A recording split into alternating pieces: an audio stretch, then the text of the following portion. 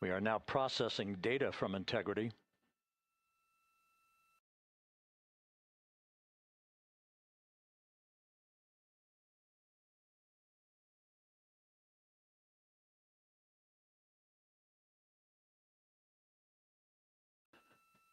Landing and support officer reports the small boats are en route to the splashdown target zone.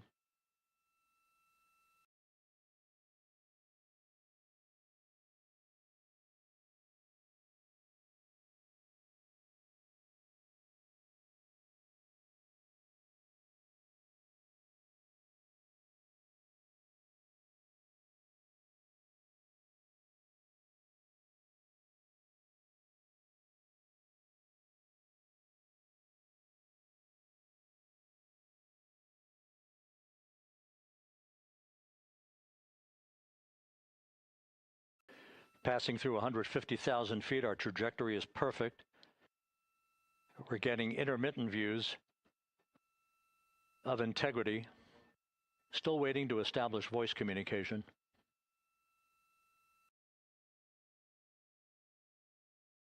Integrity, Houston, comm check, post-blackout. Houston, Integrity, we have you loud and clear.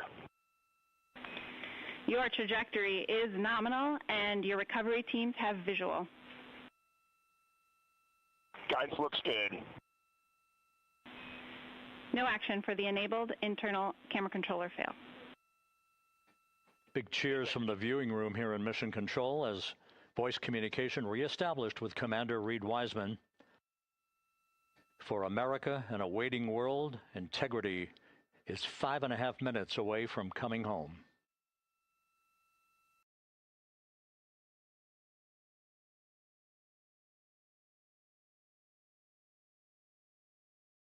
Passing 100,000 feet now. Range to splashdown 19 nautical miles.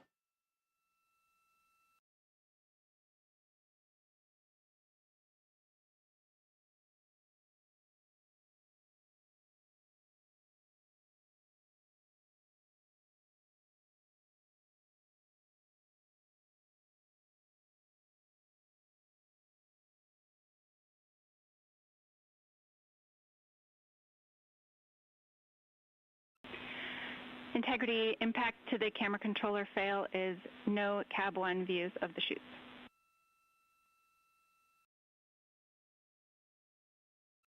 Integrity. We're processing good data through the GPS system. A good view of integrity, time to splashdown 4.5 minutes.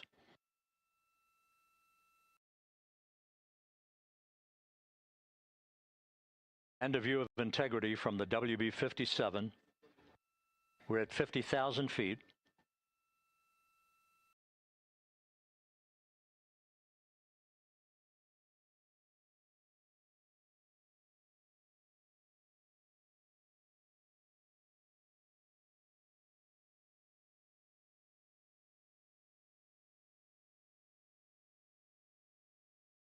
The pyros are armed for forward bay cover jettison.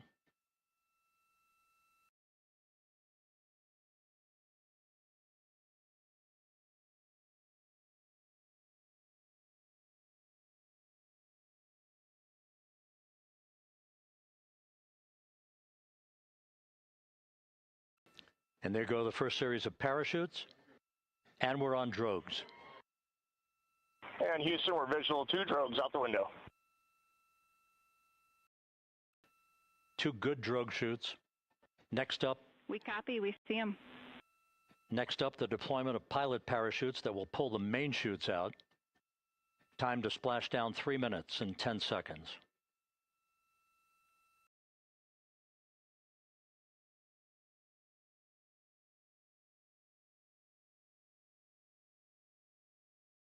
Perfect descent rate according to flight dynamics. Good rates on 2 drogues. We see the same on board.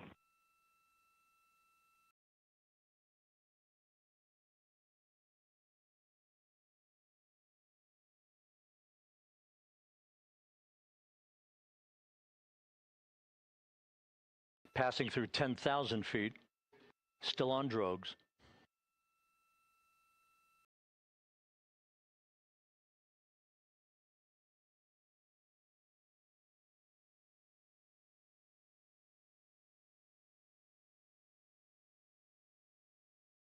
Main chute deploy. We're at 5,000 feet.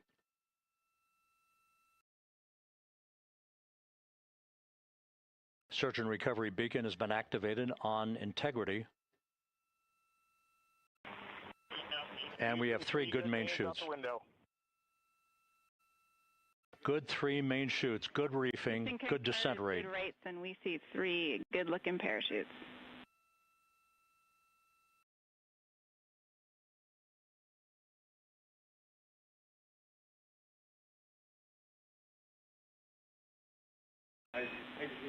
Integrity. Cabin pressure indicates no need for hydrazine checks.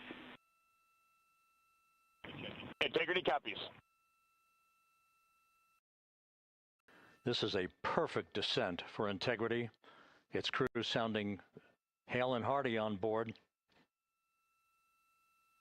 Time to splash down 1 minute, 15 seconds.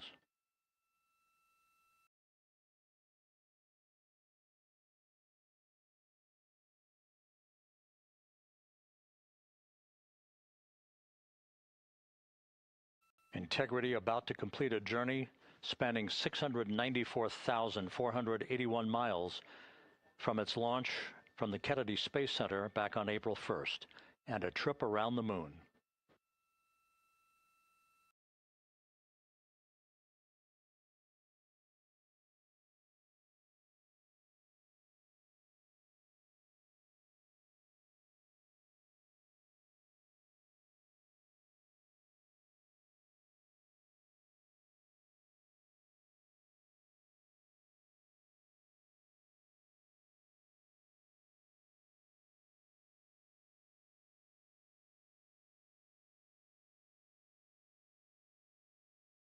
Passing through 1,000 feet.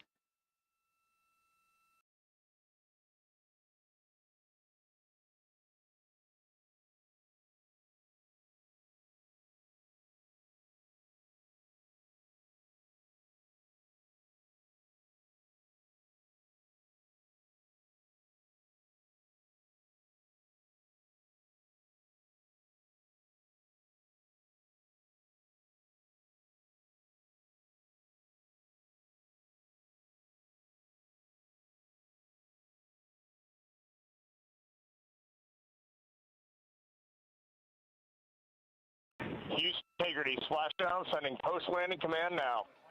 Splashdown confirmed. Copy splashdown, waiting on VLDR. Splashdown confirmed at 7:07 p.m. Central Time, 5:07 p.m. Pacific Time.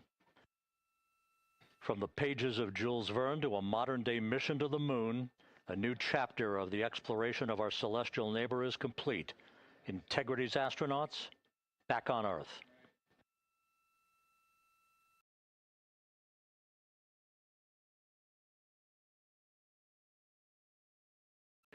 And the landing and support officer reports the vehicle is stable 1. We still will be deploying the crew module uprighting system to maintain that orientation. A perfect bullseye splashdown for Integrity and its 4 astronauts.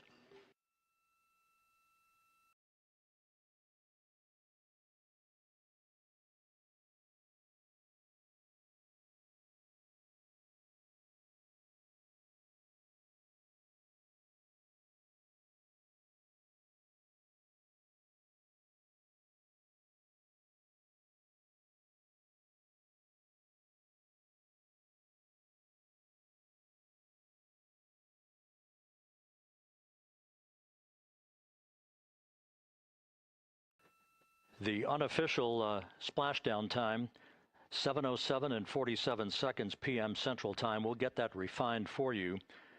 That would put the end of the mission at a mission elapsed time of 9 days, 1 hour, 31 minutes, 35 seconds.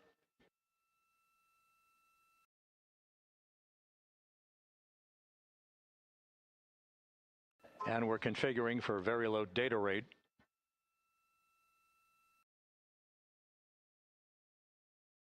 Once again, splashdown occurring in the Pacific, southwest of San Diego at 7:07 and 47 seconds p.m.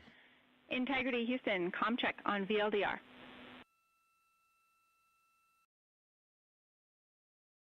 Houston, we have you loud and clear on VLDR. How us? We have you the same. We'll meet you over in post-landing.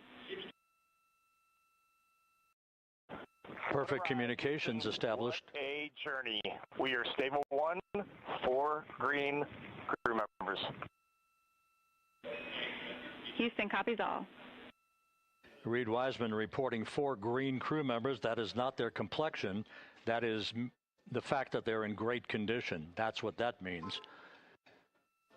So stable 1, upright. The crew module uprighting system is being deployed. The 5 airbags being inflated through helium to maintain the upright configuration for the vehicle. This was a textbook entry and a textbook touchdown for integrity. Reed Wiseman, Victor Glover, Christina Cook, and Jeremy Hansen back on Earth after a journey around the moon.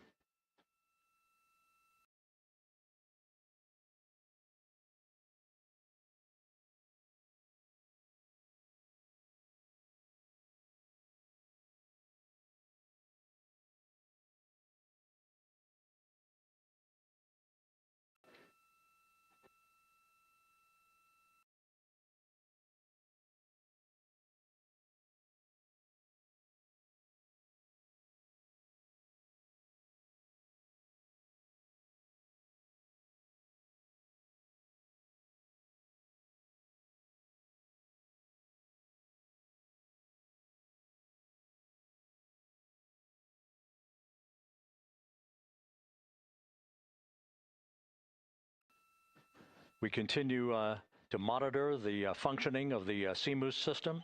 The airbags are being inflated to maintain a stable 1 or upright configuration. And there's a good view from one of the naval helicopters hovering overhead. Reed Wiseman reporting 4 green crew members, meaning they're all in excellent shape.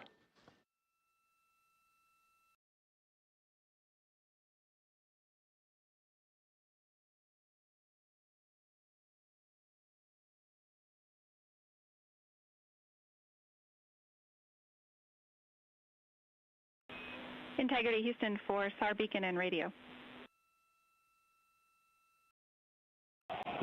SAR beacon is in for 06, and we're powering the radio now. Go ahead. We see the beacon on. However, the recovery team is not seeing the signal. Your SAR radio uses the same antenna, so you may run into trouble with the radio. Okay, copy. And we are also powering up the sat phone now.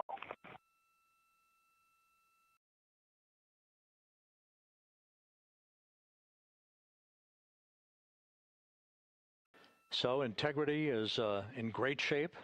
And as the crew continues its post-splashdown timelined activities on board, Reed Wiseman once again reporting that all 4 crew members are in excellent shape. And we have 5 inflated airbags to maintain an upright configuration so that the recovery team can now begin a slow approach to the vehicle. Meanwhile, here in the flight control room, entry flight director Rick Henfling is polling his team of flight controllers for the start of powering down the vehicle after a thorough systems check. We have no toxic gases to be concerned about, so the recovery personnel can approach the vehicle, but not until we have powered down the spacecraft. That's expected to take a few more minutes.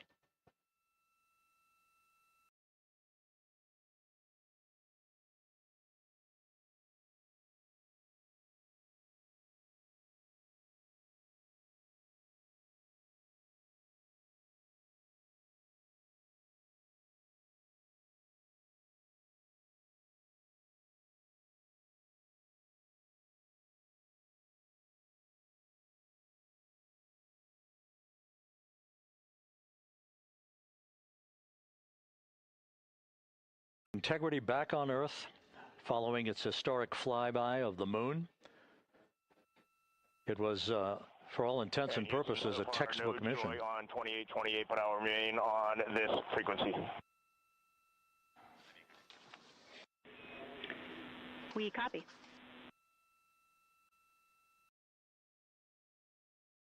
Reed Wiseman indicating some trouble with the SARSAT phone on board, but that's not an issue. What is more important is that the vehicle is solid. No issues as we begin the power down of the vehicle to begin the recovery process.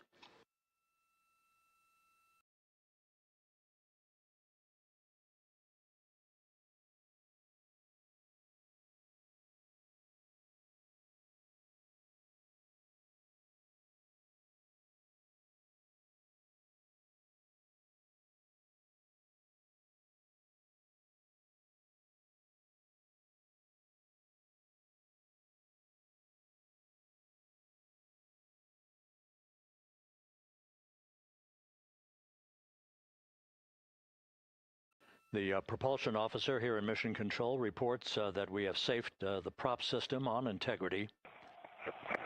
Can you say again that was very weak and broken?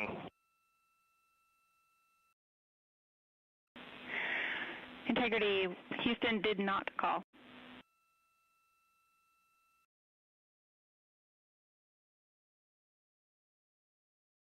Copy that, Houston. It might have been on the SAR radio. Stand by.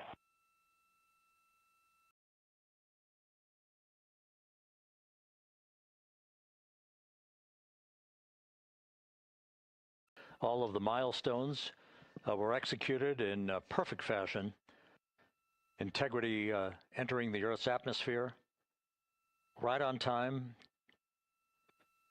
reaching its peak speed shortly after a blackout period began. We emerged from the blackout period, but the recovery imagery airborne assets were able to pick up Integrity's descent almost immediately through entry interface, tracking the vehicle all the way down. And finally, you saw the sequence of chute deployments. First, the forward bay cover being pulled off the top of the vehicle by a series of 3 parachutes.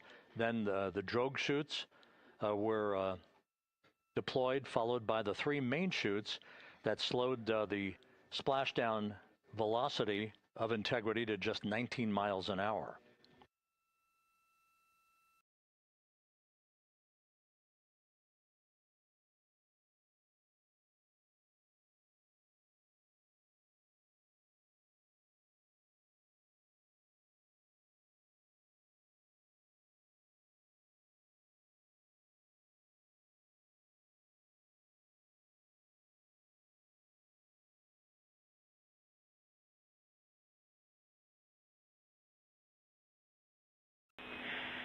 Integrity, Houston, with no joy on SAR and SAT phone, we'd like you to command an additional 15 minutes for a total of 30-minute power down delay.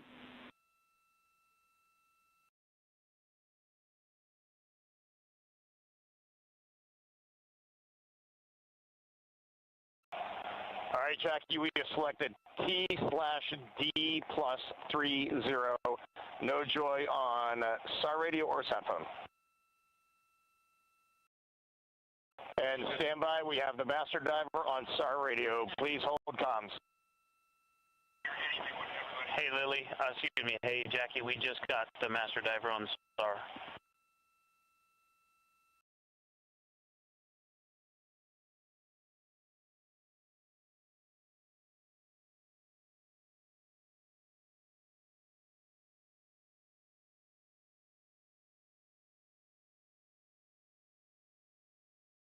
A good view of one of the fast boats. Integrity, Houston, if you are happy with your comm with Master Diver, you can go back to the 15-minute power down. Okay, stand by. Yeah, we'll confirm here in a second. The crew on board Integrity coordinating with the flight control team in Houston here in Mission Control on the timing of the power down of the vehicle, which will be the precursor to the recovery teams approaching the spacecraft. There are no issues with Integrity. We've had a bit of broken capability in establishing a SARSAT or satellite phone communications capability between the crew on board Integrity and the recovery team. That will get sorted out here shortly. There's plenty of cooling on board Integrity, so there's no rush to begin the power down. I'm trying to call you on the sat phone and not getting an answer there either. Concur. We haven't had anything come through.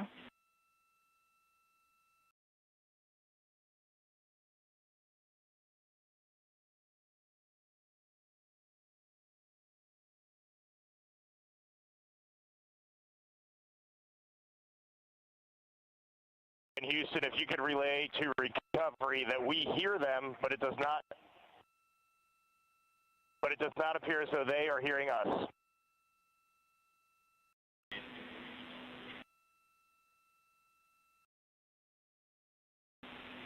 Houston copies, and Reed, just to confirm, you are pushing the PTT on the radio.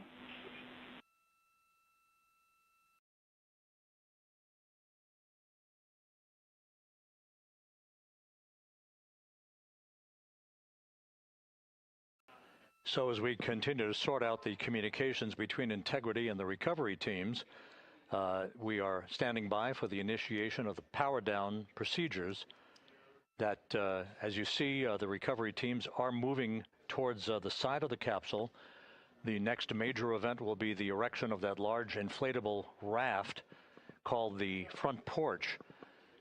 That will be the port of call for the crew as they're being extracted one by one from the vehicle.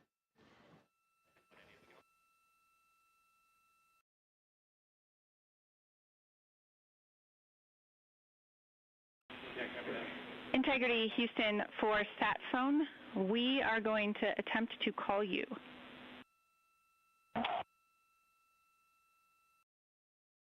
Good idea, standing by.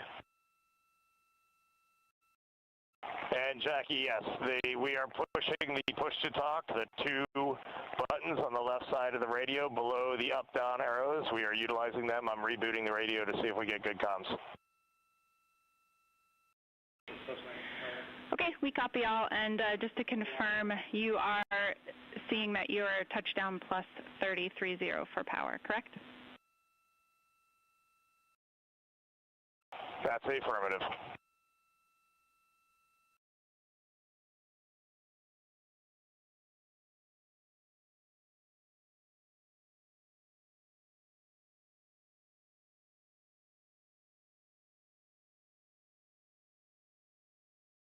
We are trying a backdoor approach to have Mission Control here call the crew on their satellite phone. This is all part of the coordination for the power down of the vehicle that will initiate the actual recovery operation. The first boats with the Navy divers on board are standing by, waiting to close in on Integrity to begin the process of erecting the large inflatable raft. That's called the front porch. That will be where the astronauts are extracted from so that they can have a few minutes to get their land legs back before they're hoisted aboard the Navy helicopters for the flight back to the deck of the USS John P. Murtha.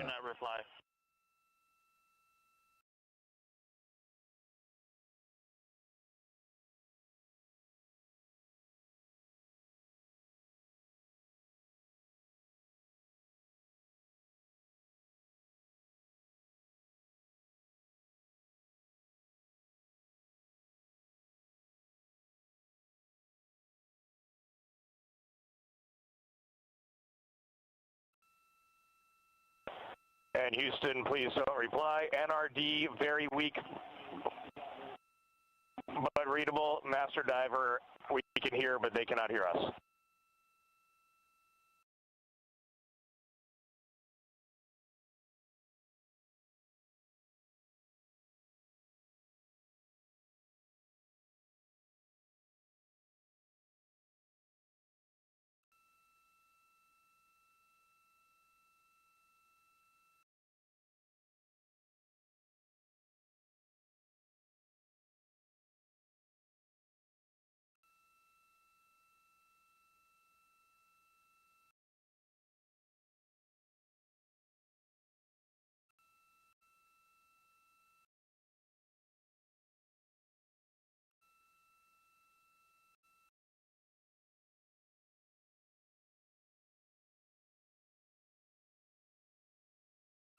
And Houston on OE1, is there any chance to tie us into NRD?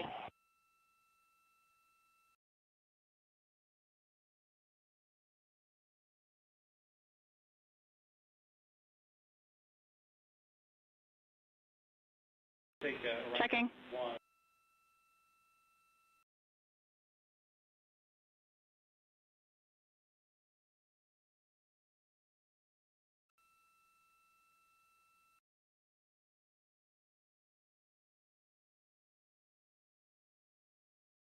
This is Mission Control Houston. While we stand by for the establishment of communications between Integrity and the recovery team that is basically standing by very close to the spacecraft, we're going to go to the deck of the USS John P. Murtha, where Megan Cruz is standing by with Administrator Jared Isaacman.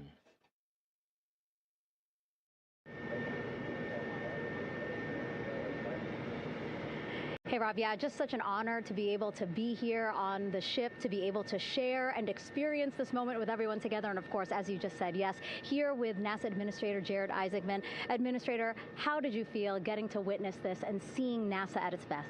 Oh, I mean, I'm honestly, I'm still at a loss for words. I mean, you know, like the childhood Jared right now can't believe what I just saw. I mean, almost been waiting my whole lifetime to see this, and then it's NASA Administrator. I just couldn't be more proud of the entire workforce, the years, the effort, the late nights, all the hard work from across the country that contributed to this incredible moment right now. And yeah, incredibly grateful too for our teams here on the John P. Murtha right now. Yeah, look at them behind us here. We got everybody. Hey, what do you guys think? We just brought some astronauts back from the moon, huh? Unbelievable. Thank you. Yeah, so grateful to the Navy, the sailors that are here, the NASA teams. I mean, this is a joint effort that's on their way right now. These recovery forces are getting out to our Orion spacecraft, to Integrity, get our astronauts back on the ship safely. Yeah, and this is not just an accomplishment for NASA. This is an accomplishment for humanity. Again, a historic mission to the moon and back. How does this make you feel, and what do you hope people take away from this?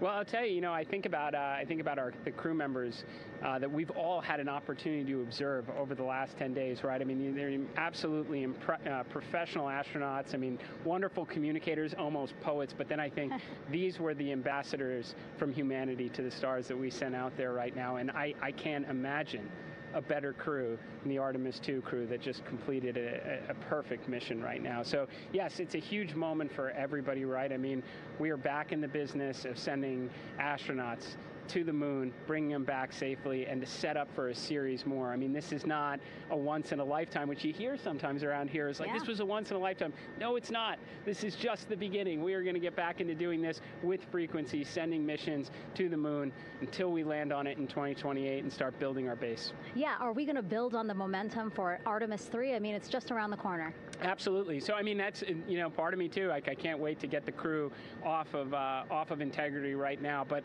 also getting Integrity back on this ship so we can start taking a look at it, because all that data is so precious to us right now. I mean, we are going to definitely want to take a good look at the thermal protection system. We're going to want to download all the data they couldn't transmit back to us and use that to inform Artemis III. But we're already making progress, right? You had SRB segments already showing up at KSC. Core stage for Artemis III is rolling out on April 20th.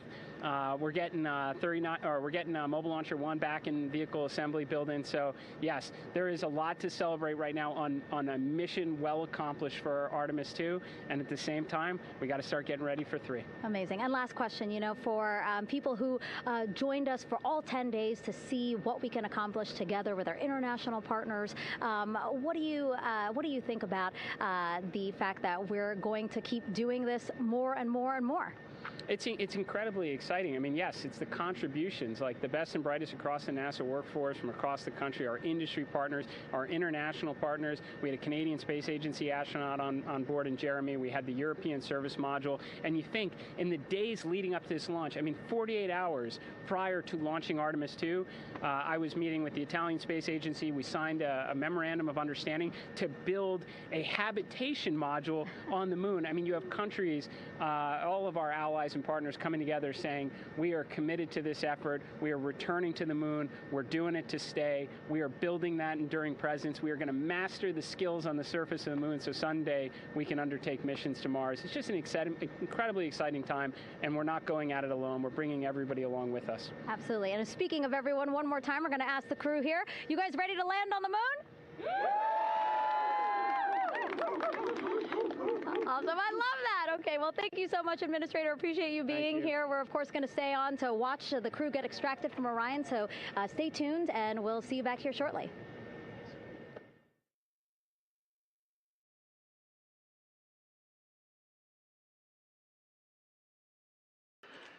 Thank you, Megan, and thank you, Administrator Isaacman.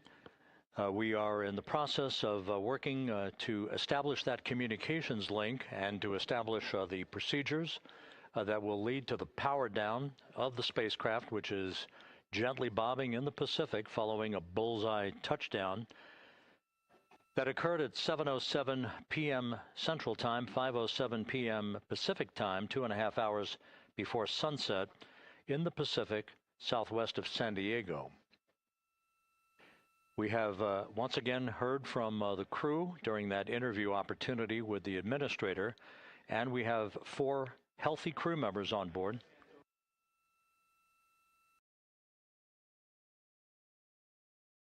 We now have confirmation that the vehicle has been powered down as per the procedures. So we have vehicle powered down, and the flight control team here in Houston, Flight Director Rick Henfling, has handed over mission authority to the Exploration Ground Systems team out in the Pacific. Now, we will physically not get off console with this team until the crew has been extracted into the front porch, that inflatable raft that will be erected along the side hatch of Integrity. So we're standing by for that in the next step in the recovery procedures. But everything is in great shape, and we have 4 healthy crew members on board the vehicle.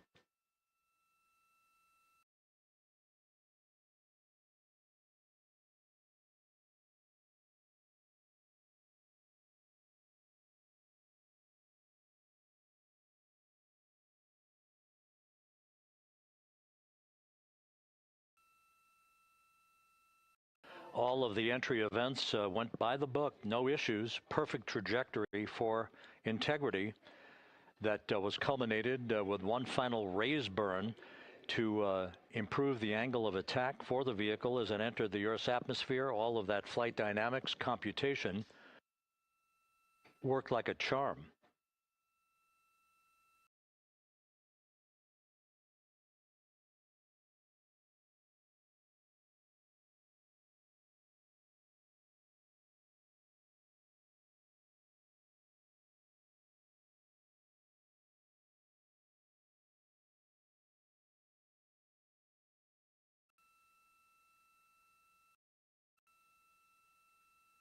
So we are standing by for the recovery team to approach Integrity and begin the process of erecting that inflatable raft called the front porch, which will see the crew members be extracted from the hatch of Orion into that inflatable raft before they're hoisted aboard 2 Navy helicopters in a variety of different configurations. Each crew member will be hoisted in sequential fashion, in alternating fashion, 2 crew members for each helicopter before they turn around to head back to the John P. Murtha. Once on the deck of the ship, they'll be brought into medical bay for comprehensive medical exams. But Reid Wiseman has reported several times that the crew is in excellent shape.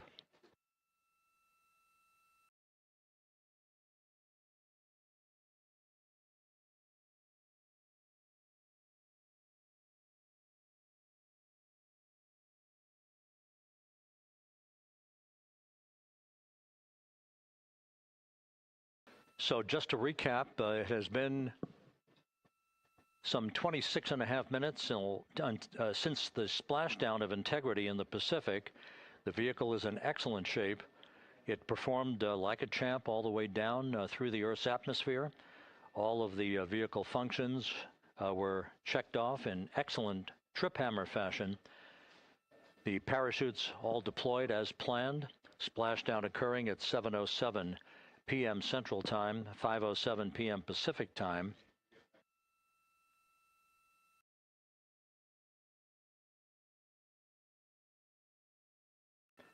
And after a bit of a tussle to try to establish a communications link with the recovery team, we were finally able to run through the procedures for the powering down of the vehicle.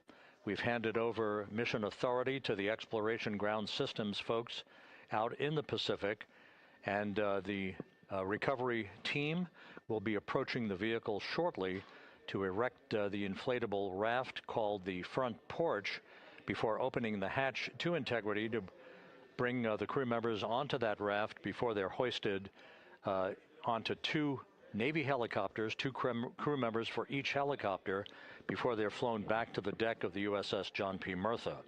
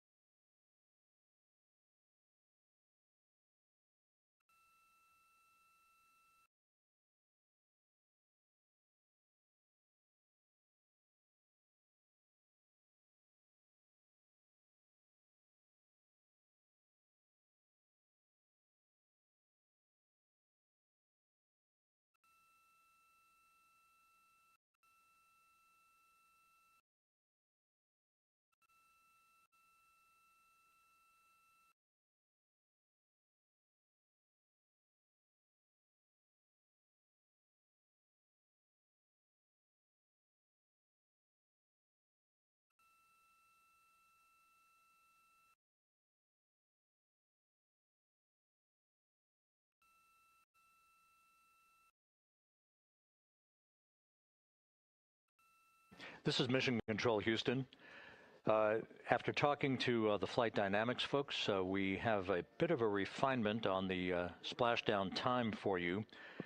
Their computation shows a splashdown time of 7:07 and 27 seconds p.m. Central Time, 7:07 and 27 seconds p.m. Central Time.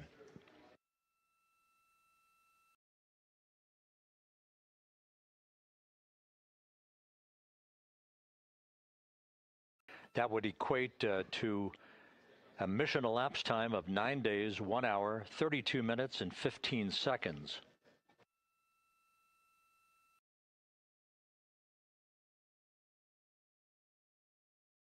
Once again, from Flight Dynamics, a splashdown time of 7:07 and 27 seconds p.m. Central Time. That would equate to a mission elapsed time of 9 days, 1 hour, 32 minutes, and 15 seconds.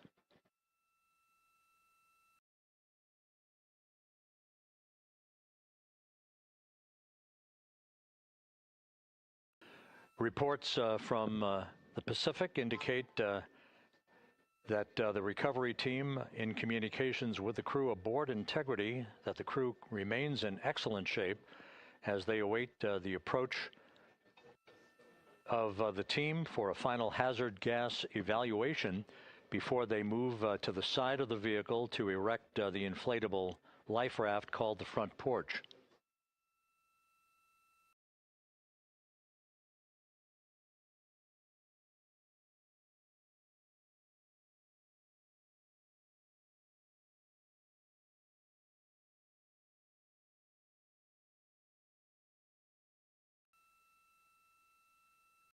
Again, no issues with Integrity. The vehicle is powered down.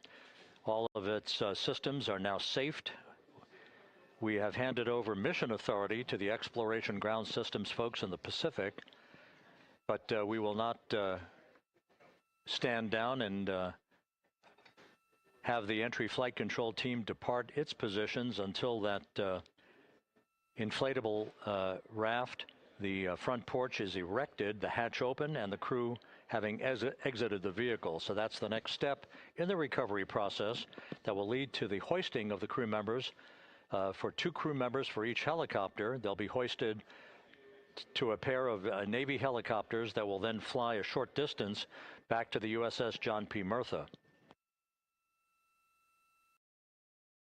What you're looking at is one of the fast boats circling the vehicle to make a hazard assessment.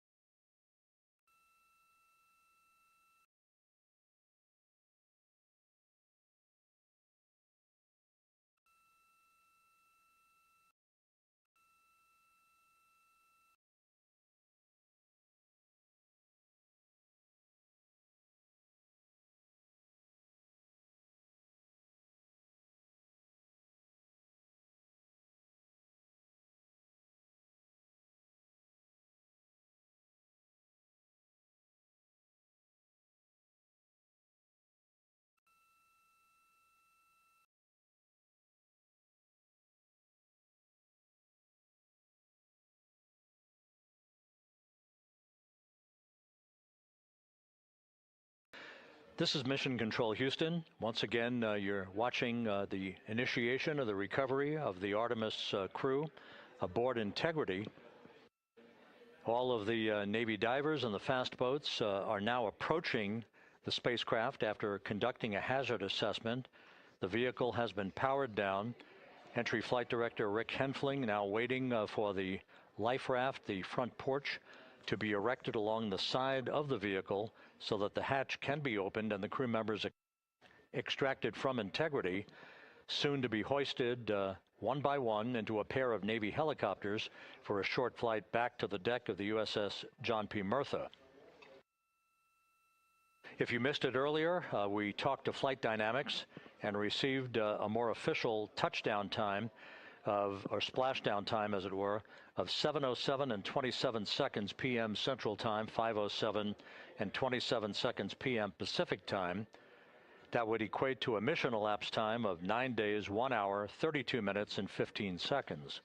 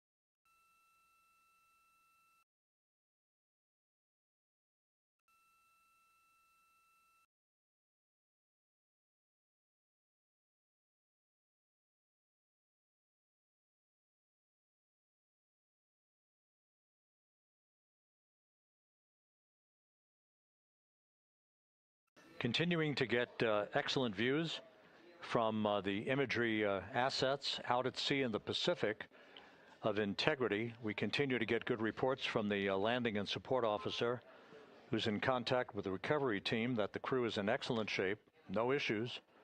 They're just currently biding their time, waiting for the front porch to be erected. We have no hazardous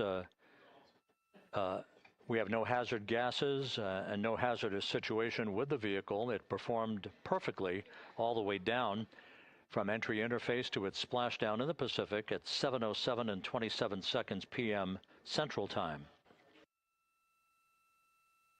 And as you can see, the first phalanx of recovery personnel now pulling up alongside of integrity.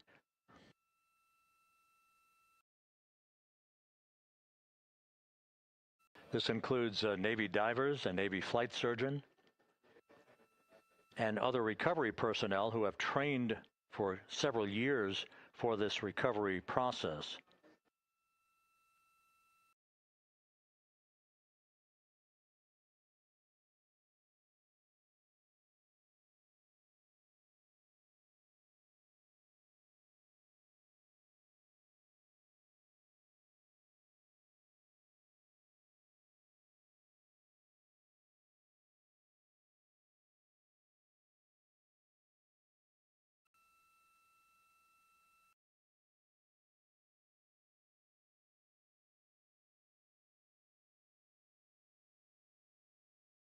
At this hour, some 41 minutes following splashdown, The vehicle has been powered down. There's no hazardous gas emanating from the vehicle. That's why the first team of recovery personnel has been able to pull alongside Integrity. And the reports continue to come in that the 4 astronauts are in excellent shape.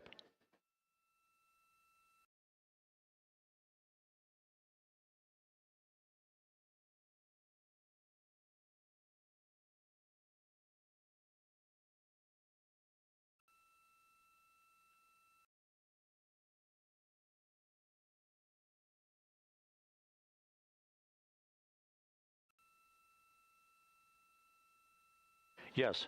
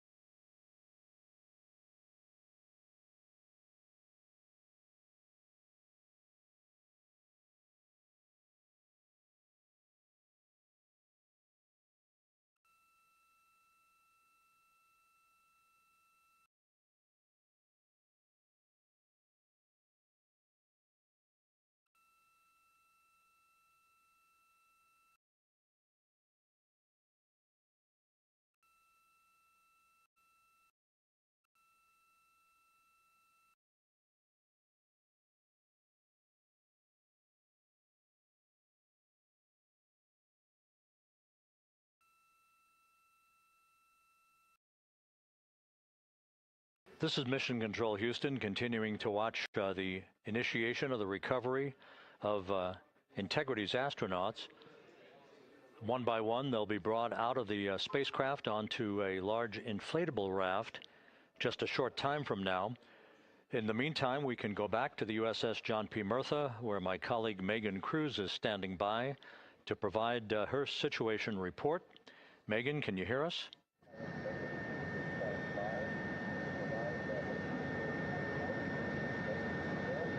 Hey, Rob. Yes, I can hear you. Thank you. Yeah, we're back here on the bow of the recovery ship where there are still plenty of people peering out into the water. We are not very far from the action everyone is seeing on their screen now. The Orion spacecraft, Integrity, in the ocean, surrounded by a number of recovery boats.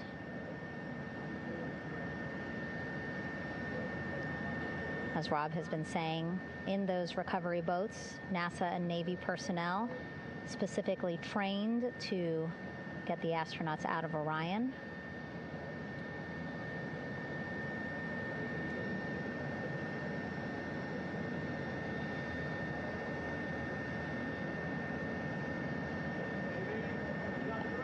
In some of our wide shots, you can probably see that there are 6 boats out in the water.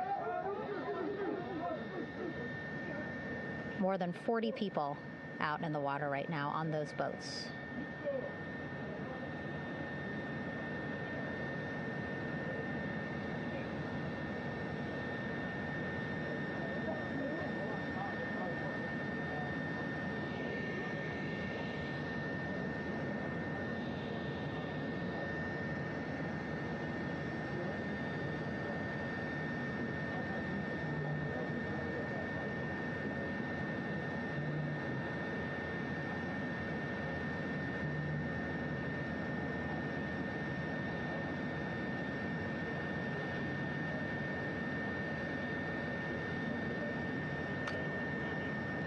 First order of business is to set up the front porch and the stabilization collar. You might also hear it referred to as a stab collar. Basically just to make sure that Orion stays upright, doesn't sway in the water too much, again, to make it easier for recovery forces to get the astronauts out.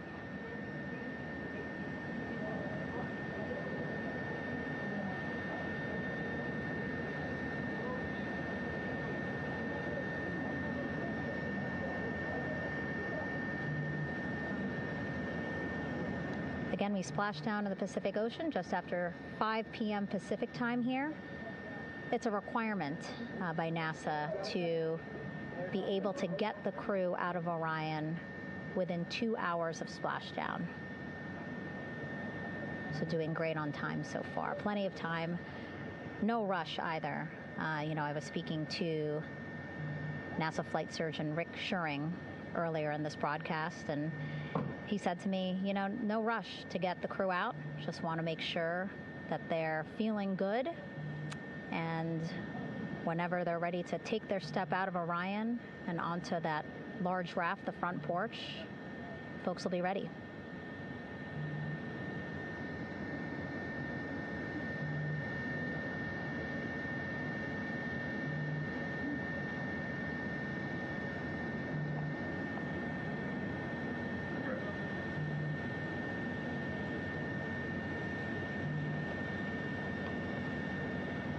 And as there are mission audio loops in mission control in Houston, there is a mission audio loop here on the ship, and it was just reported out that the side hatch is open. Side hatch of integrity is open. You're getting these beautiful shots from our aerial assets. The ship itself, where I'm on, just 3,000 yards away. Again, plenty of people on the boat here, glued to the side closest to where they can see all this action. And again, with just 3,000 yards separating us, great views from the bow here. You can see now that side hatch is open. One of the Navy personnel is about to get inside there.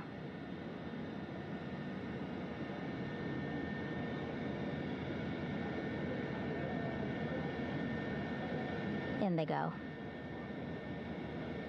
In total, 4 will go into Orion. So it'll be a little bit of a tight squeeze, but the goal is to have a recovery personnel with each astronaut assessing them.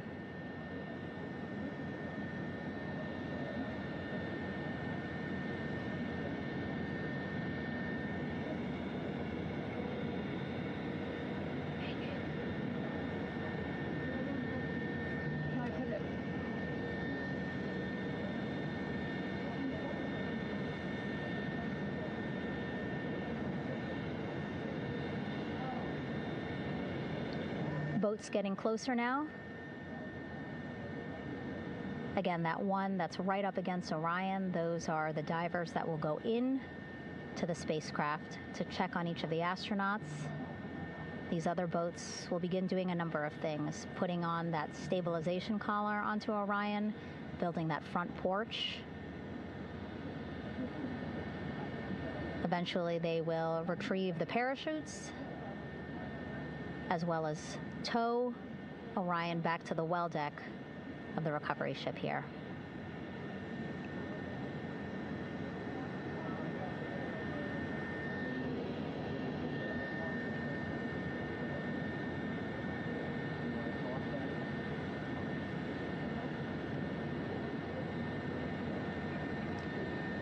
And so as we wait for the Navy and NASA personnel to get their assessment of the crew inside of Orion, why don't we toss it back to Rob for an update?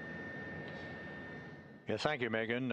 Here in Mission Control, Flight Director Rick Henfling and the entry team of flight controllers still on duty. The vehicle has been powered down for some time now. There are no hazardous gases emanating from integrity. That, of course, allowed the recovery personnel to approach the vehicle and then open the hatch to begin the initial medical assessment of the crew, as you just indicated. Now we're standing by for the erection of that inflatable raft, the front porch, alongside of the vehicle that will enable the crew to be extracted one by one onto the raft, have a moment or two to get their land legs back before they're hoisted into 2 hovering Navy helicopters, 2 crew members for each helicopter, for a short flight back to the deck of the USS John P. Murtha.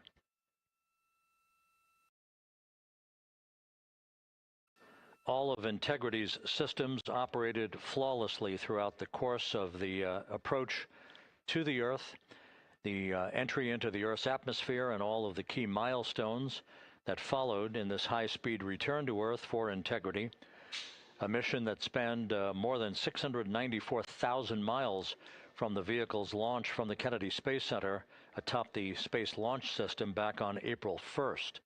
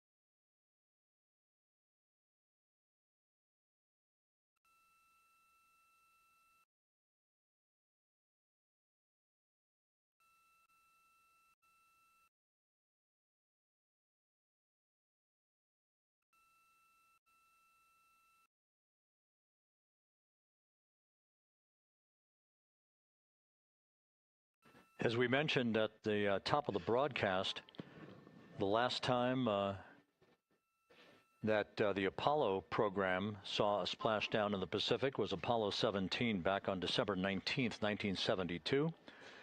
So for the first time in some 53 and a half years, we have reenacted that with the arrival of Integrity's astronauts as they flew around the moon in that historic lunar flyby that began with a trans-lunar injection burn that took them out of Earth orbit following 24 hours of a high Earth orbit trajectory.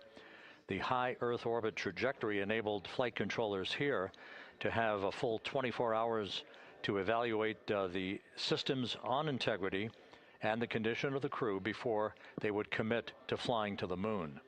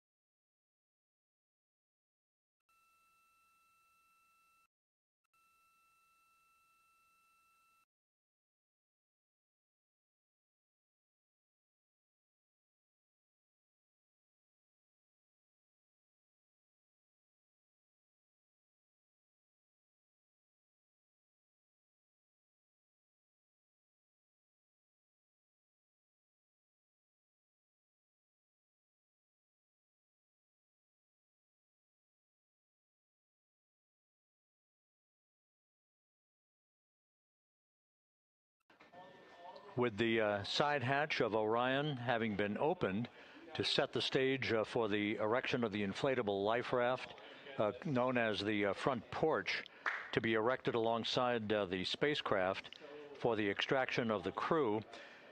Let's play for you an interview that my colleague Megan Cruz conducted on the USS John P. Murtha with Navy diver First Class David McMahon that explains how this process is unfolding.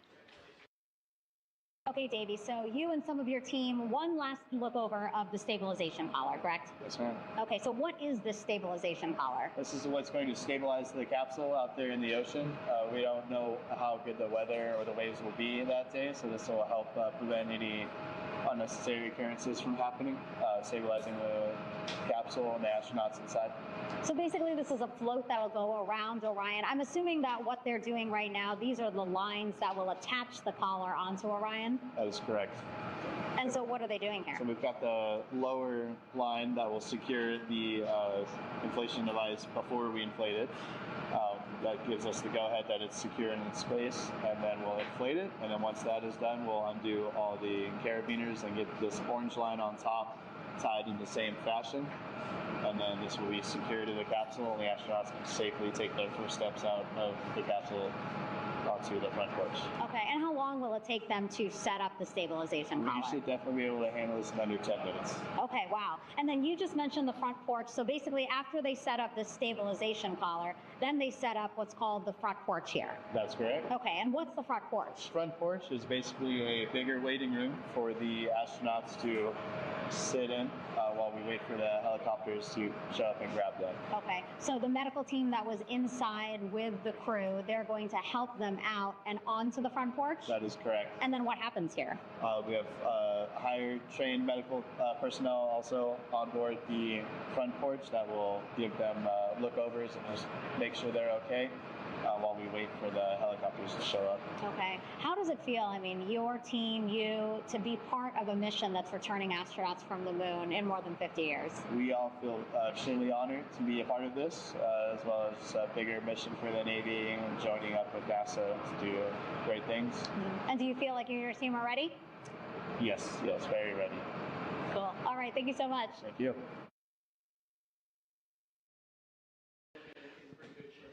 Once again, the recovery operations are continuing out in the Pacific. We shortly should see that life raft, the front porch, erected alongside the side hatch of the vehicle.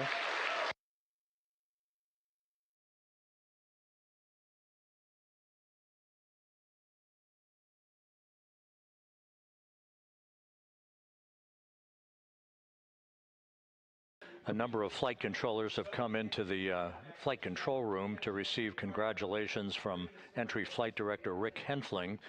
But we're going to stick with our operations out in the Pacific as we await the extraction of the 4 crew members who are reported to be in excellent condition.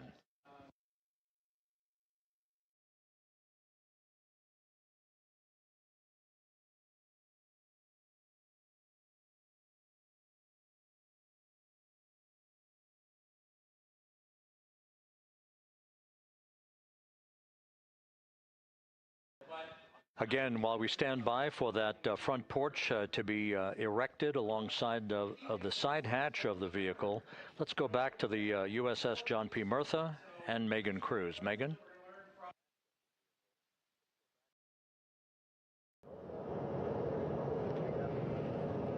Hey, Rob. Pausing now to listen to some internal audio loops. Again, the operations team here on the ship communicating with everyone out on the water. It seems like currents are hindering them a little bit from unfurling and inflating the stabilization collar as well as the front porch. But again, the requirement to get the crew out within 2 hours of splashdown, plenty of time. So no concerns just yet. But as calm as the water looks, yeah, it looks like it's hindering the teams just a tad.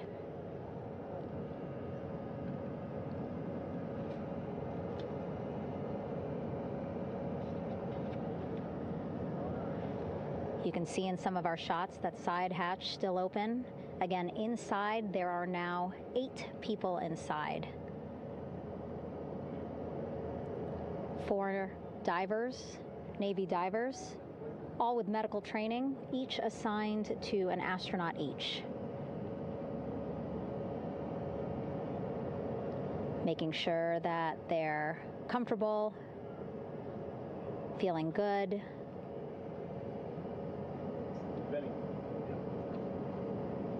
As you've heard us say in the broadcast, they expect a little bit of discomfort. Again, these astronauts just traveled back to Earth at 25,000 miles an hour, a nearly 695,000-mile journey around the moon. If you think you get carsick.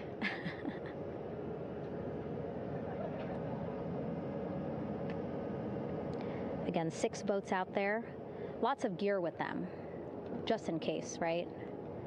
As we said, the crew reported feeling great, but again, all those folks out there in case they weren't, right? NASA is all about making sure we think about every situation that can happen, and so, of course, wanted to be ready in case any of our astronauts needed more medical attention while out there in the water.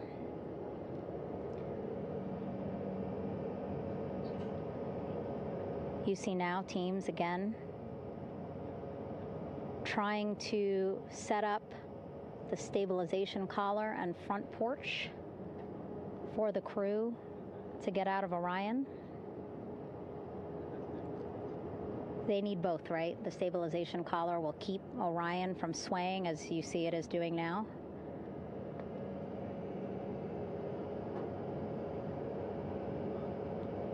And then they will connect the front porch to the stabilization collar so that the crew can take 2 steps and they will be in the front porch.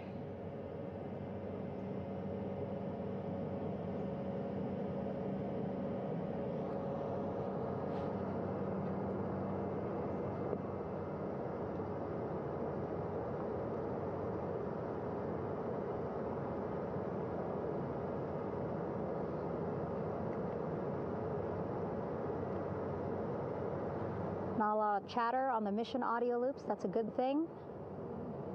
Again, things proceeding pretty nominally, even if they're fighting some currents out there on the Pacific Ocean.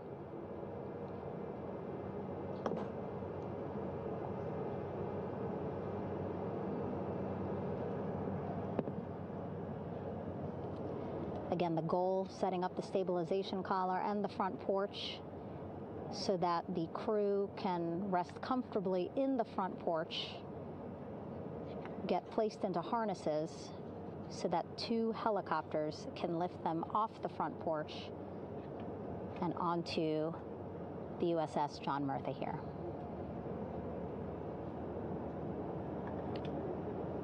The helicopters are going to take turns picking up an astronaut.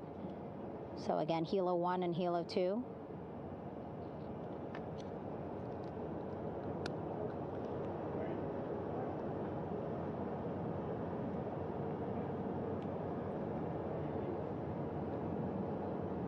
Okay, and the recovery team here on the ship just got a report from the undersea medical officer who is inside the capsule with the crew. He is reporting all 4 members are green. All of our 4 astronauts, Reed, Victor, Christina, Jeremy, green, meaning they are feeling great, not the complexion of their skin. They are feeling great, happy to be home, and ready to be extracted as soon as possible.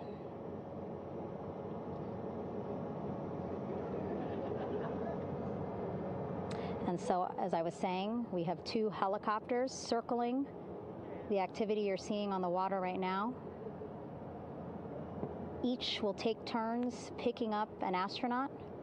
So Helo 1 will come on in, hover above the front porch, about 40 feet above the front porch. A Navy recovery specialist will be hoisted down into the front porch. The restricted maneuvering doctrine is in effect. Will connect to the first astronaut, which we're expecting to be Christina. And then Helo 2 comes around, picks up Jeremy, while Helo 1 stays above head, and then Helo 1 will come back in for another astronaut, and then Helo 2 for the last astronaut, and then back to the flight deck here on the recovery ship.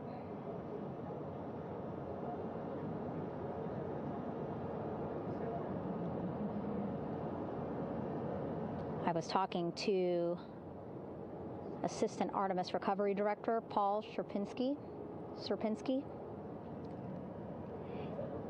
He said helos are a much quicker, safer way to get on board. They did actually consider boats, but then if you think about it, longer time, the crew would have to move through more of the ship. This way the helos will give a more direct, quicker route to the medical bay for our 4 astronauts.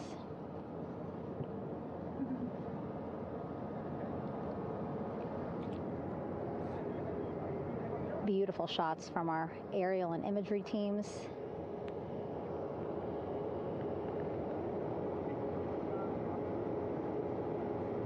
Clouds have dissipated for a clear view from the bow of the recovery ship here.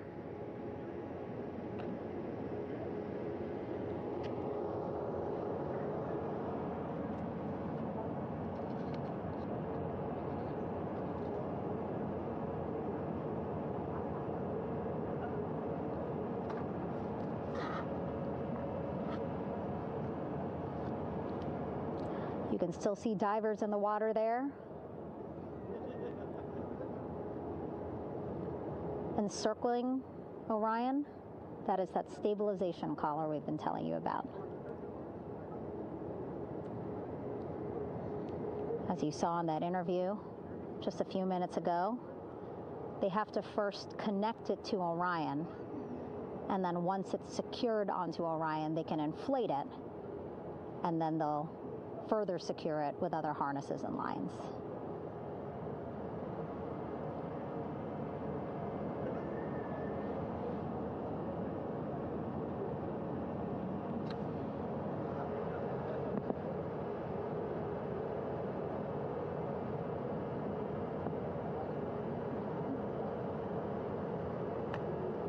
About an hour and 10 minutes since splashdown in the Pacific Ocean here.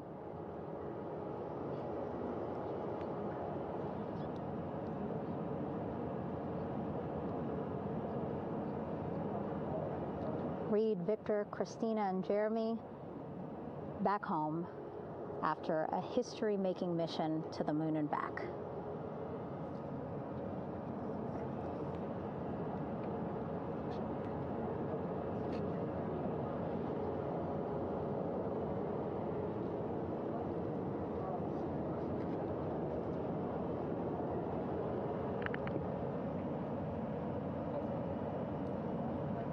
If you missed what we said just a couple of minutes ago, the undersea medical officer inside with the crew in Orion reporting all 4 crew members feeling great.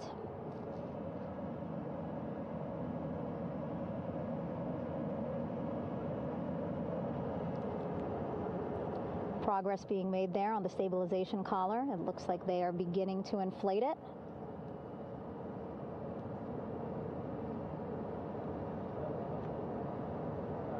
And it looks like they're starting to unfold the front porch in order to get that into the water here shortly and inflate that as well.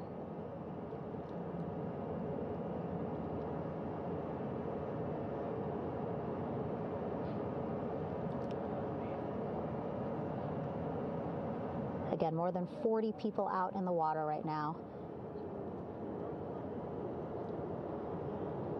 And those Navy and NASA personnel have been in the water for now about 4 hours.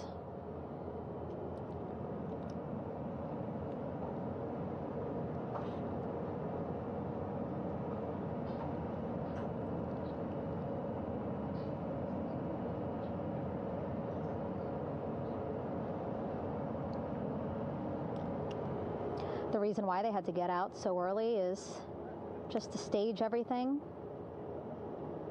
And actually here on the ship, when there are flight operations happening, you can't have anything else, right? Just because the flight deck can be a dangerous place, so they just want to focus on planes coming and going from the ship, so that's why they wanted to get the boats in the water to make sure that they have all the time they needed for the flight ops. And then the same crew here out in the water, they will stay out in the water for a number of hours after we recover the crew and get them back on the ship, because then they have to recover Orion.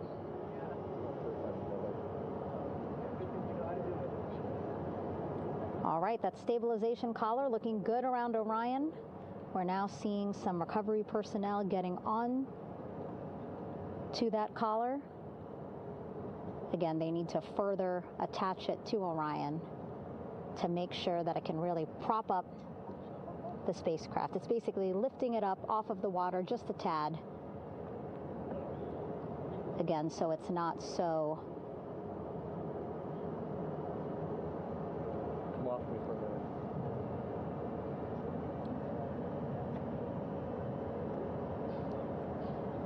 so it doesn't sway so much in the water there.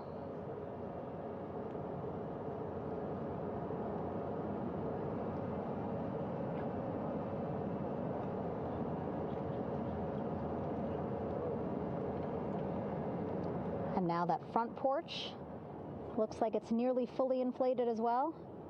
You can see a much larger surface area.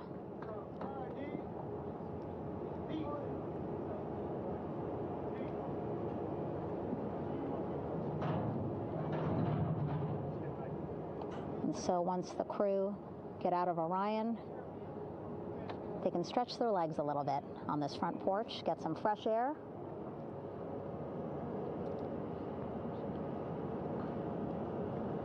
And enjoy this beautiful day here on their home planet.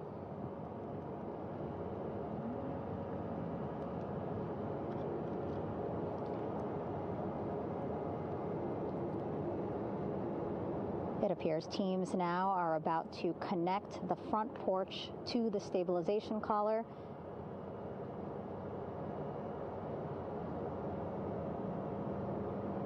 And at that point, when both are secure, we should soon see astronauts come out of Orion.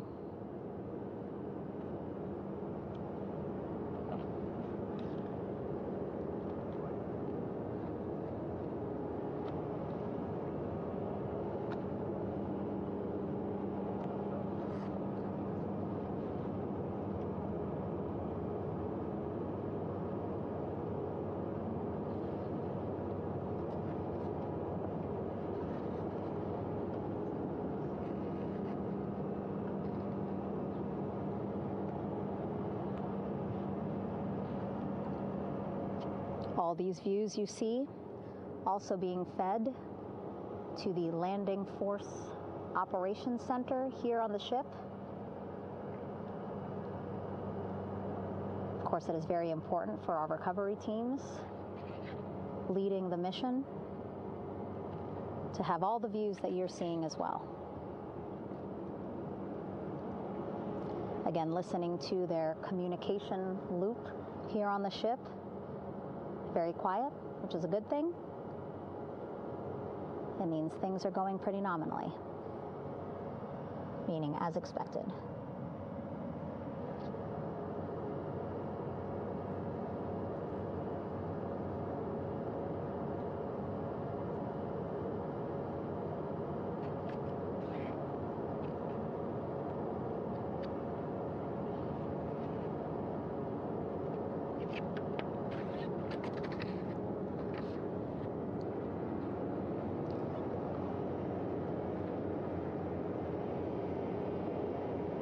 Again, all this activity happening just 3,000 yards away from the ship. So that means this will be a very quick flight back on the helicopters for the crew.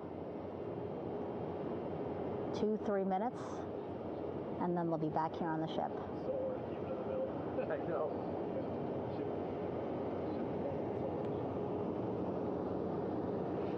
Okay, saw a thumbs up from one of the personnel on the front porch. It looks like they are now getting ready to deploy what they call the Air Rescue Vest, ARV.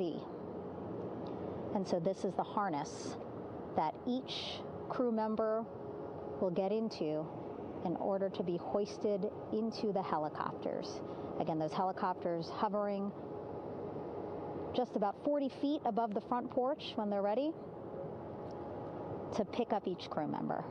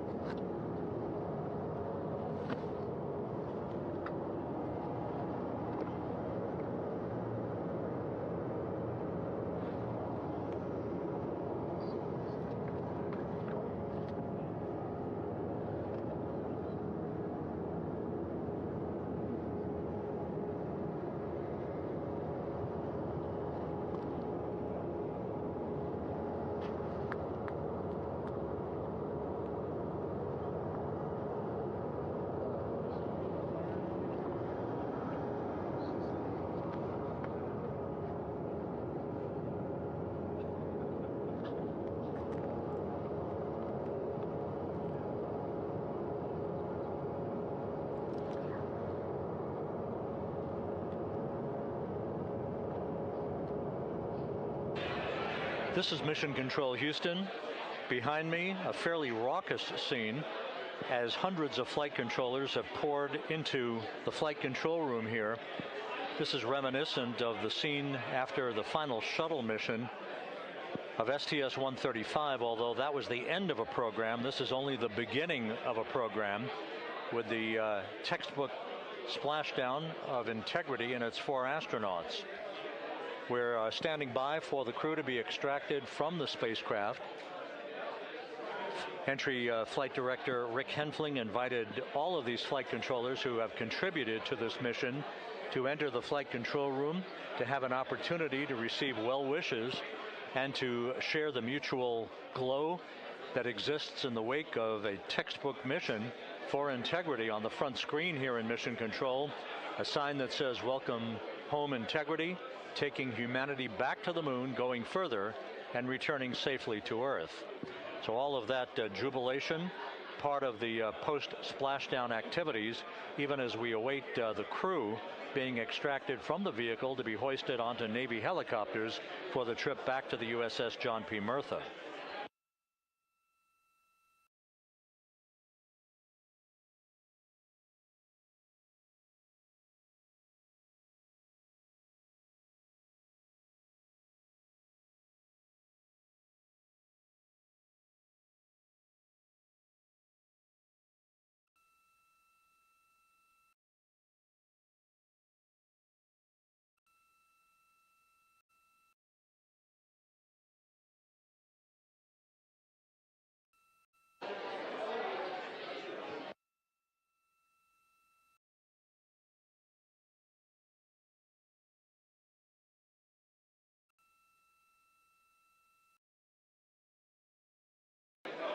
Once again here in Mission Control, this view of the Artemis Flight Control Room, known as the White Flight Control Room. This is the old shuttle flight control room, and now is the home of Artemis missions to the moon and beyond.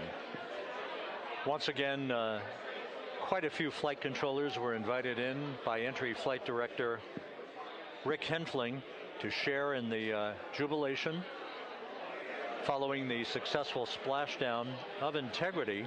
That splashdown occurring an hour and 22 minutes ago, as we stand by for the completion of the extraction of the crew, and ultimately their hoisting onto Navy helicopters for a short flight back to the USS John P. Murtha. Splashdown occurred at 7:07 and 27 seconds p.m. Central Time. I had an opportunity to talk to the head of flight dynamics, Jeff Birch, a moment or two ago. He said the trajectory of Integrity coming through the Earth's atmosphere was so precise, they've never seen anything line up on a ground track like today's entry by Integrity for its splashdown southwest of San Diego.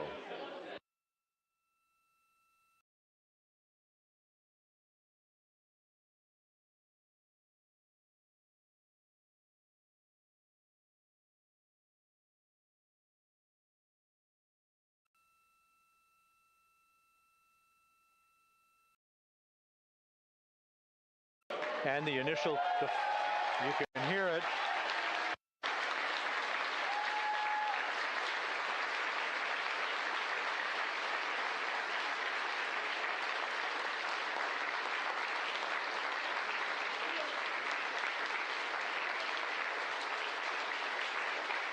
Jubilation here in the flight control room. The first crew member is out of Integrity.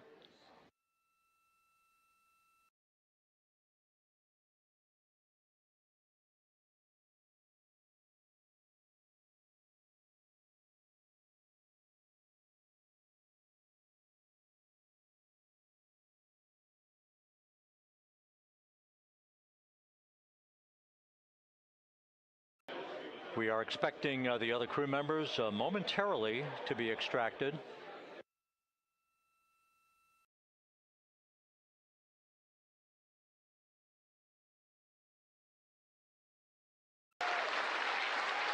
We now have 2 crew members out.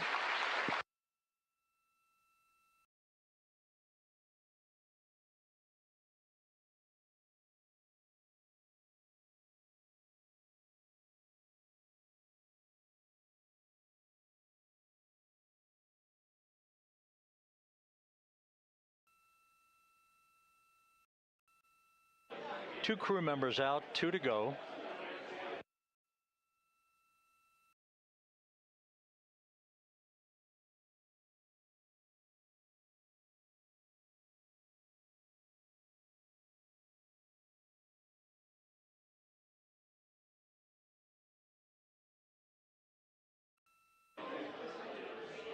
We're about 1 hour from sunset out in the Pacific. Everything continues to go well.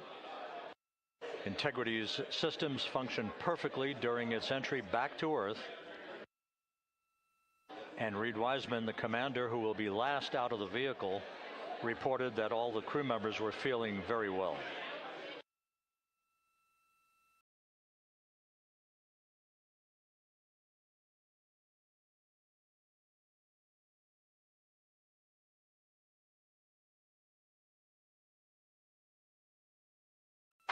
Crew member number 3 now out.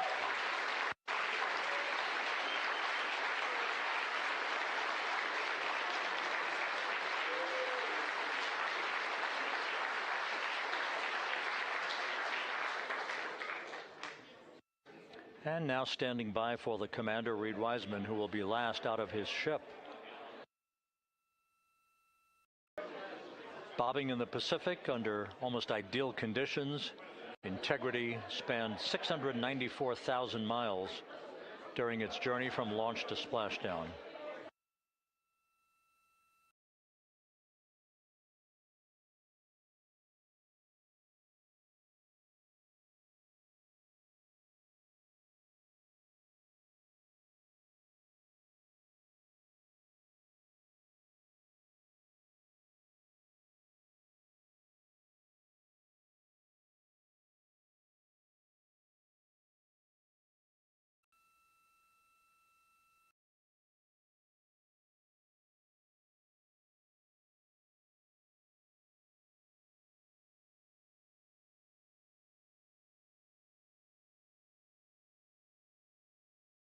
And we now have Reed Wiseman out of the vehicle, all 4 crew members now out of Integrity.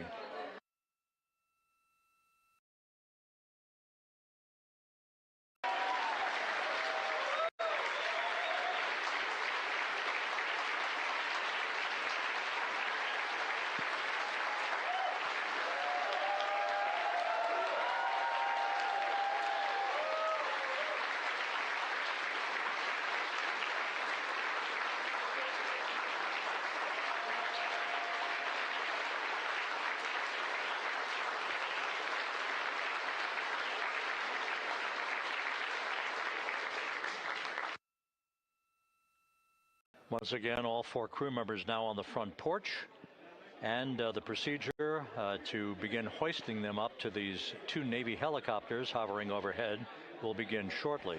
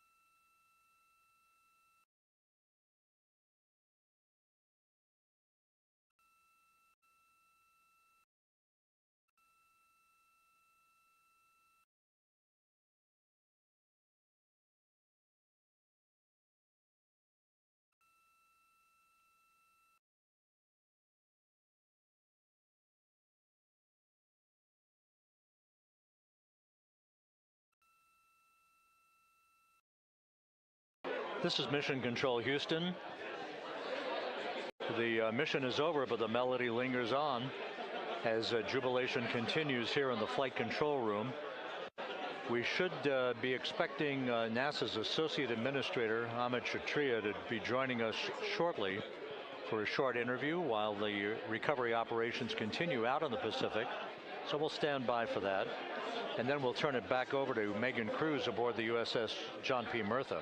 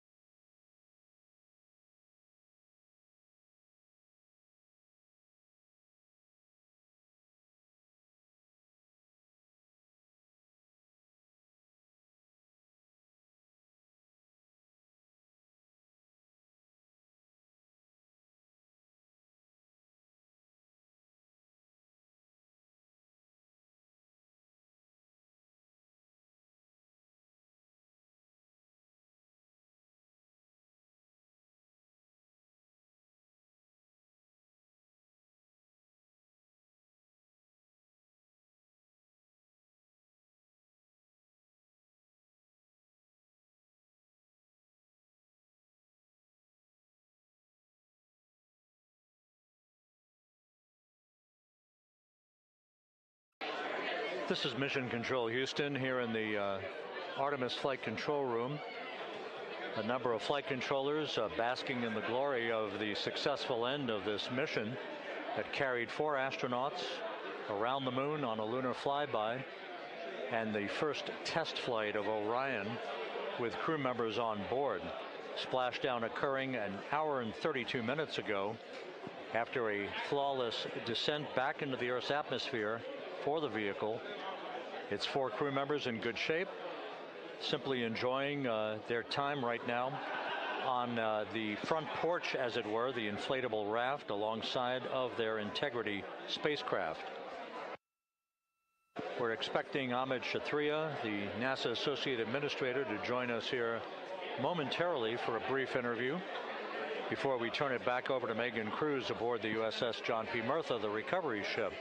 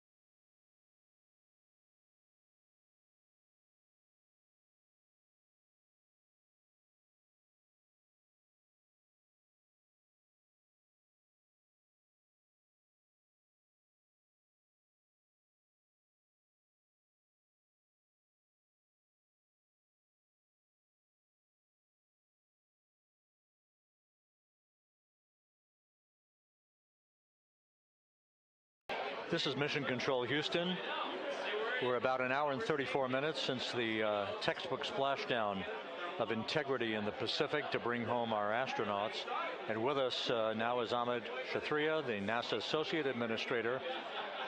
Amit, a little bit of history made tonight, a little bit of history made over the past few weeks. Your thoughts as this team here basks in the glow of what they just accomplished?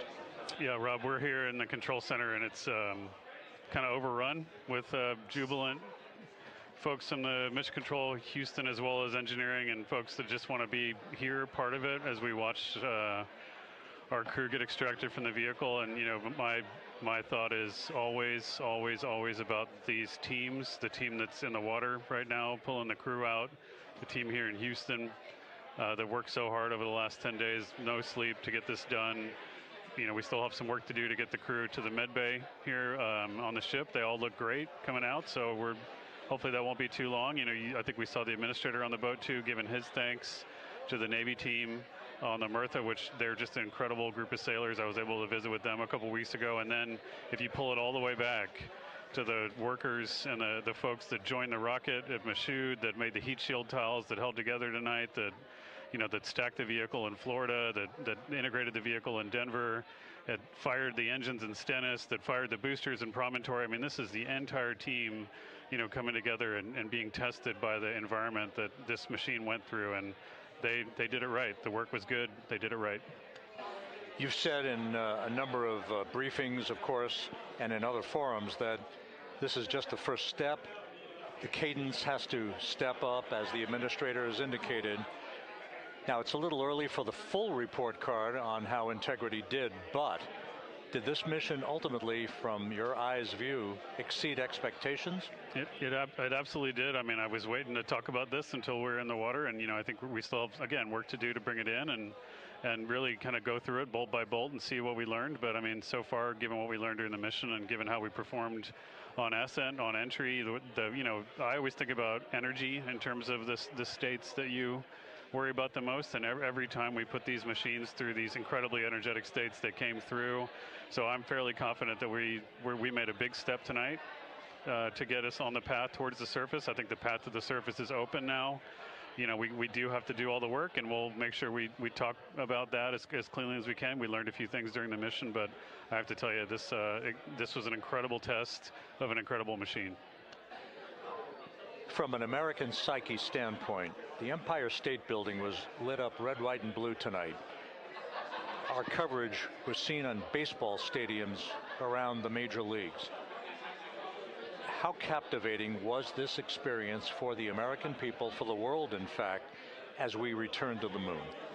You know, I have not been able to watch a lot of the coverage as we've progressed through the mission. I will tell you, just, you know, from my witness in Florida before launch, and then seeing the people's faces here, and then, you know, reading where I can about how things are going. I think this has been a gift to the world from NASA. NASA has given the world a gift, proving to folks all over the place, especially young people, and that to me is what this is really about. Young people, when they see what we can do when we work together, when we have teams that collaborate, that, you know, it doesn't matter how hard the problems are, we can solve them. I'm hopeful that Artemis II, as folks witness what we were able to do with this incredible crew, this incredible team that we've birthed into the world, scientists and engineers and artists that have been inspired by this.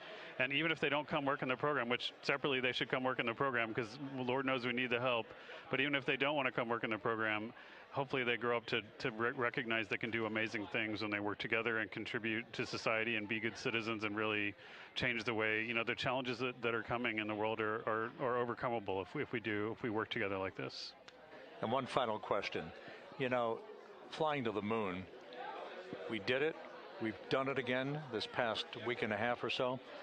But the engineering that went behind the design of this mission and the precision, the pinpoint precision of this vehicle entering that entry corridor, it's almost mind-boggling. Yeah, it is incredible when you think about the energies involved and the uncertainties involved. That when we inserted the vehicle into orbit, it was 99.2% down the middle. When we dropped the vehicle right on top of the fleet here, you know, our guys knew exactly where to go, but the guidance was perfect. you know, it's interesting. I've got this question a lot over the last few weeks about, you know, we did this before 53 years ago, and you know that. I think, I mean, it is a reasonable thing to contemplate, like what's gone on since then. And what I'd tell you is, you know, when we did Apollo, which again, the more we learn about what they did, the more magical it seems what they were able to accomplish given the technology and the learnings that they had. But when we did Apollo, the architects of Apollo, you know, Gilbert, Seaman, von Braun, Mueller, what they really wanted to do, you know, as they were contemplating what it meant to expand our range of action to the lunar surface, what they wanted to do was learn how to live and work in space for a long time. They wanted to do that first before they were confident they could expand their range of action to the moon. Now, of course, the politics of the time and the mission at the time was different, and so they had to go straight to the moon and bring people home. And then after that, the program kind of lost its momentum. But you know, after that, NASA kept moving along those paths, right? So we recognized during Apollo that reusability was going to be important. We spent a lot of money on those machines, and you know, we spent a lot of money on these machines here, even though, but we recognized that reusability was important, which is why we built a winged space plane called the Space Shuttle, and then we used that reusable machine to build a space station. And we learned for 25 years how to live and work in space, and have been able to develop technologies that can enable exploration. So really, what I think is now, 53 years later, we're at the point where the architects of Apollo would have been pleased that we're now ready to actually go back to the moon and go back to stay, because we've learned all the things we needed to learn.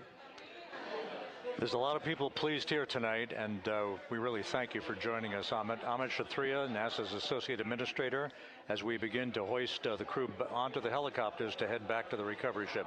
Thank you very much. Thank you, congratulations, Amit.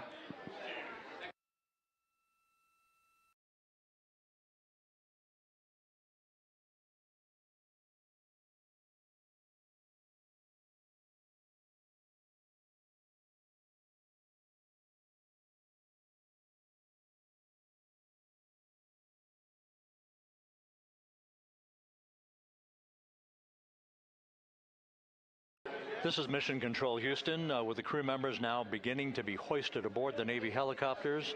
Let's go to Megan Cruz aboard the USS John P. Murtha, who will take it from here.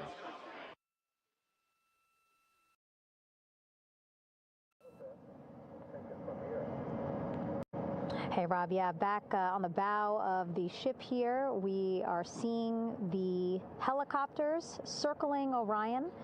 The first one there, having just completed picking up the first astronaut. Helo 2 now, hovering just 40 feet above the front porch, lowering a recovery specialist out of the helicopter. That person will touch down in the front porch just there.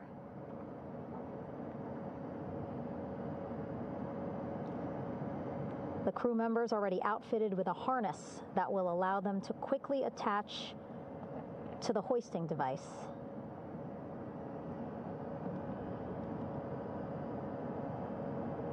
Look at the power of those blades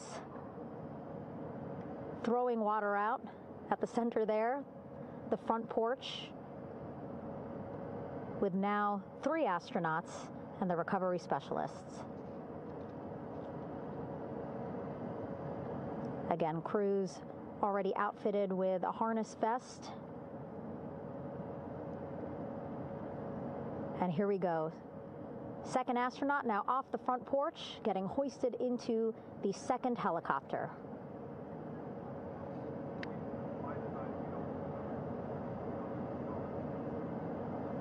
That helicopter will now hover just a distance away to give room for the first helicopter to come back and pick up the third astronaut.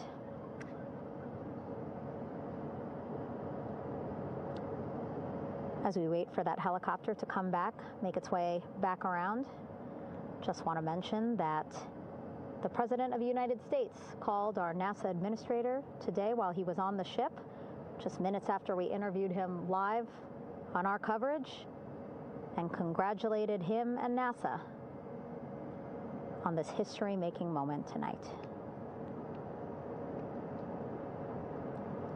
Helicopter 1 again hovering 40 feet over the front porch.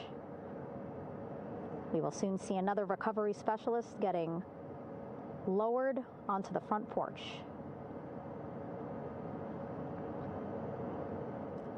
Wow, imagine sitting on that front porch, the wind, the water. But again, the recovery team determined that a helicopter flight back to the ship here would be safer, faster, and more comfortable for our crew who just completed a 10-day mission around the moon. Third astronaut in the air, getting hoisted quickly back into the first helicopter now.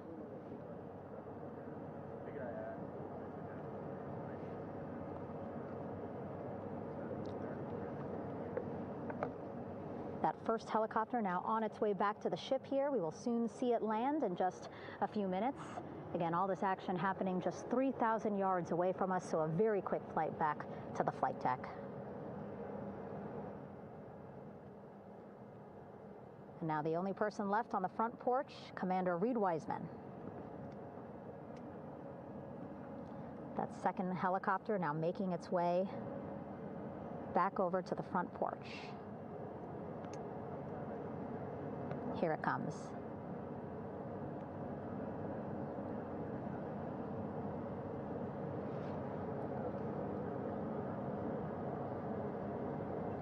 Making its final approach here.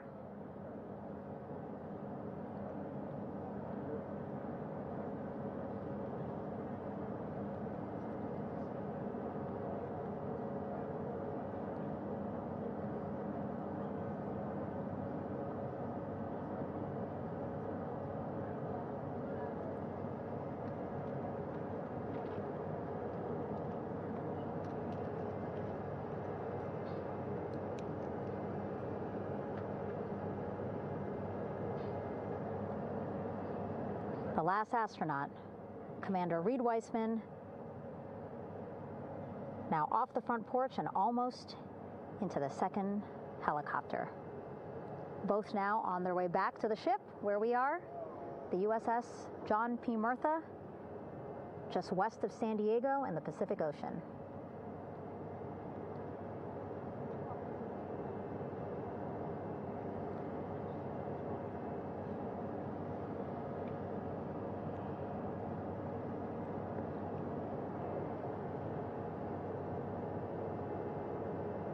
Exciting to see our 4 crew members minutes away from landing on the flight deck here on the recovery ship. 550 people on this ship, excited, ready, anxious, looking forward to welcoming this crew aboard.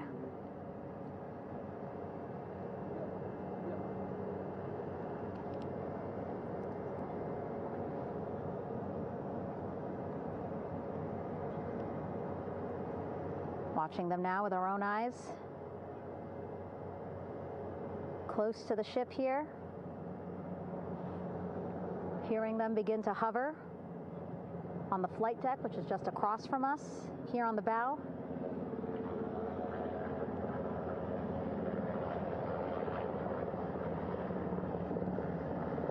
The first helicopter coming in.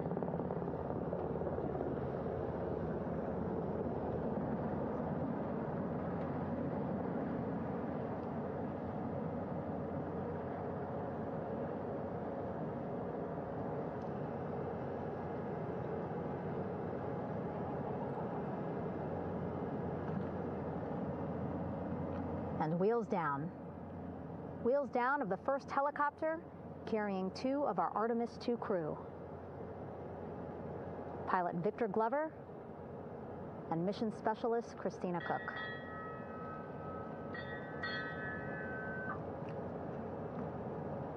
Hilo 1 on deck reported on the recovery loop. Again, the mission audio loops that the recovery team are using here to communicate with one another. And an announcement just made on the ship, integrity incoming. 2 more helicopters on their way to the flight deck, one carrying the crew, the other, one of our imagery helicopters. Again, kudos to our imagery and aerial teams for giving us these beautiful views of history in the making. Set amid a gorgeous, soon-to-be sunset here in the Pacific Ocean.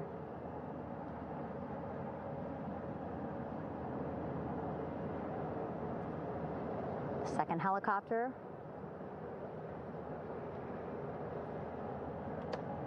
making its approach of the flight deck.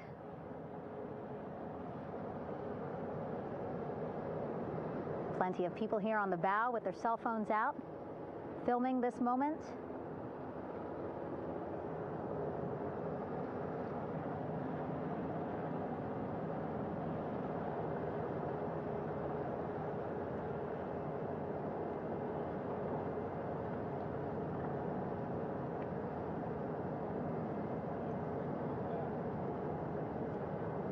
Some impressive flying here by the Navy, as we are seconds away from wheels down. And there you go. We now have all 4 Artemis II crew members on the USS John P. Murtha.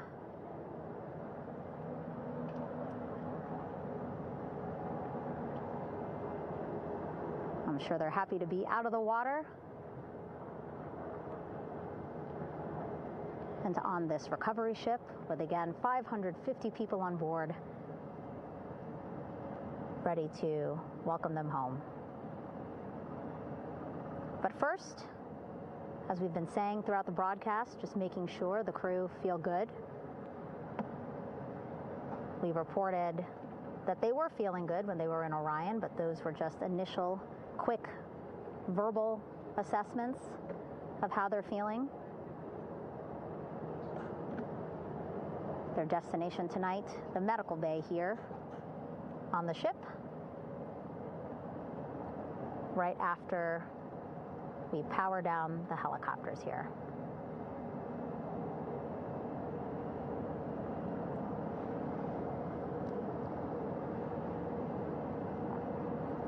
The team on the flight deck working quickly but methodically.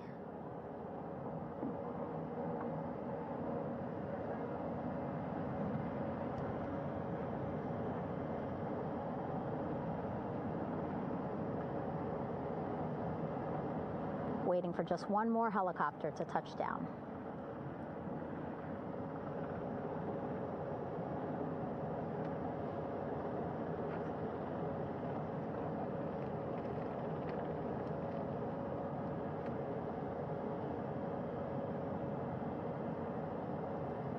Very limited personnel here on the flight deck. Restricted maneuver doctrine is in effect.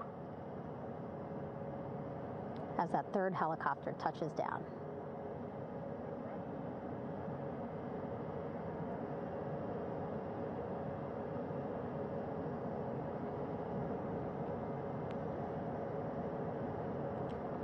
The ship is at flight quarters.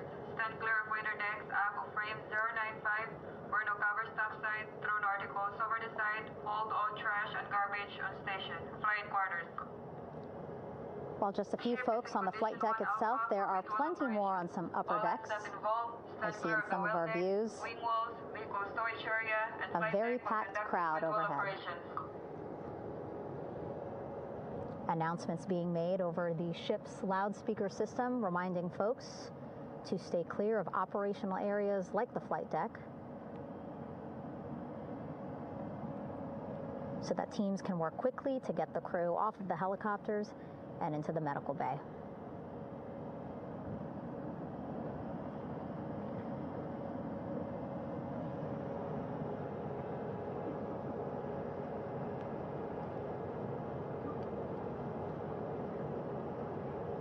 Splashdown today, 5:06 p.m.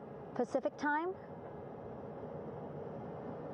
We are within 2 hours of that splashdown time, and already we have all 4 crew members on the flight deck of the USS John P. Murtha.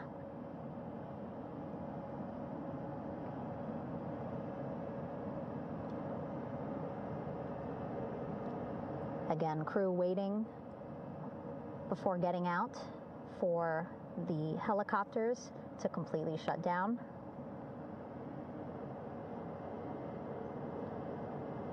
Safety, of course, very important to NASA and the U.S. military.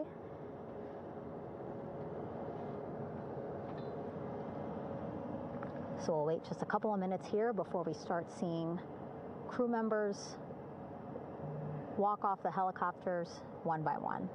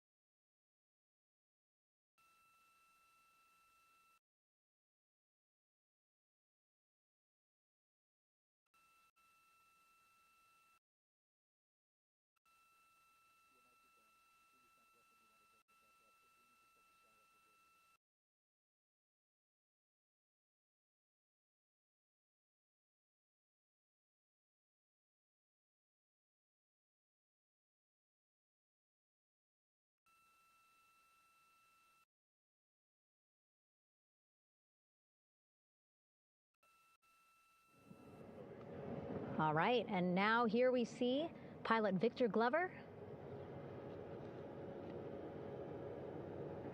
and mission specialist Christina Cook sitting on the edge of one of the helicopters, looking in great spirits.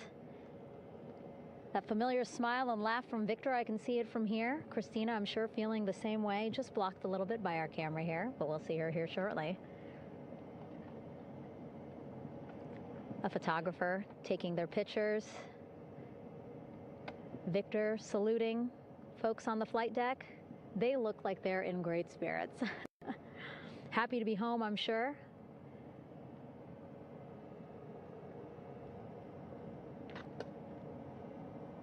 If you're sitting at home, I hope you too are wondering, what would you want to ask them if you got a chance to talk to them? Because that is what I'm thinking about. Getting the opportunity to talk to or ask questions of these 4 astronauts who just made history as the first crew to return to the moon since 1972.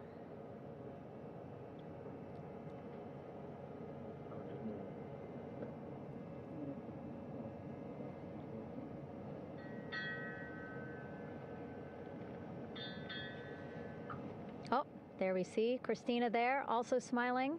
Finally peering out, waving at the cameras. Hello to you too, Christina, yes. Welcome back. Welcome, welcome home. A loudspeaker announcement on the ship saying, "Welcome home, Integrity."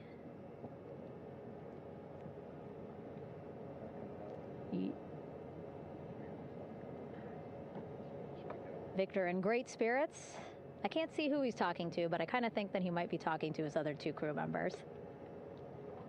Shouting from across the flight deck, congratulations to one another.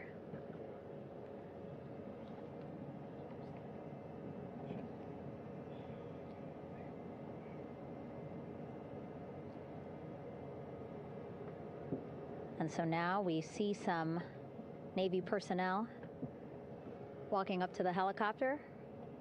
This is again the first helicopter carrying pilot Victor Glover and mission specialist Christina Cook. Both have taken off their helmets now.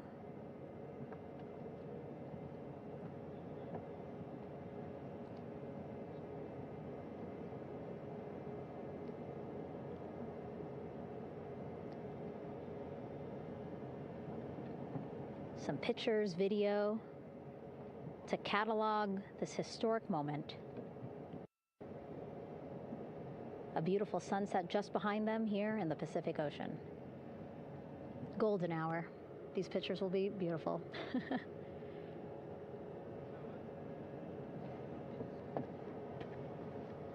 Now we see NASA Administrator Jared Isaacman. He is on the flight deck, as well as flight surgeon Rick Schuring walking over to Victor and Christina first. We saw the administrator walk over to the other helicopter, which is carrying Commander Reed Weissman and mission specialist Jeremy Hansen. We heard from Rick earlier in the broadcast. Again, he said he's going to be out there on the flight deck to do another initial assessment of the crew, ask them how they're feeling, anything bothering them. But again, from what I'm seeing, they look like they're in great spirits and feeling pretty good for folks who just traveled 695,000 miles from Florida to the moon and now here to the Pacific Ocean.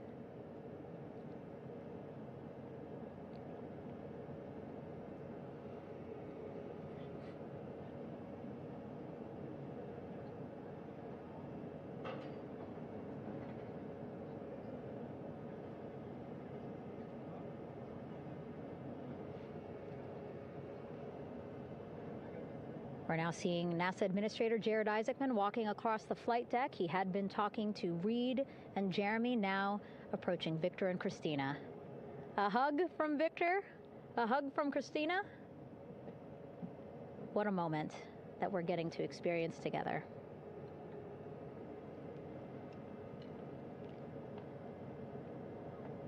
I'm sure congratulatory words. You know, we got to speak to the administrator live on this broadcast as well, and he said the kid in him right now, giddy, absolutely giddy at what we were able to accomplish today. Returning them home safely and in good spirits after a 10-day mission around the moon. And here we go. We're seeing Jeremy walking, waving across the flight deck, now on his way to the medical bay.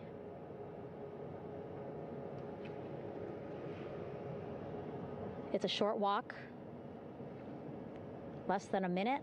Again, that's why the recovery team decided to use helicopters to get them on the flight deck for that short walk to medical bay. And now on the flight deck, we see the chief of the astronaut office, Scott Tingle. Rick Schuring switching places. He's going over to the other helicopter. Big hugs from Victor, Christina to Scott. Again, a gorgeous sunset setting the stage for this recovery tonight.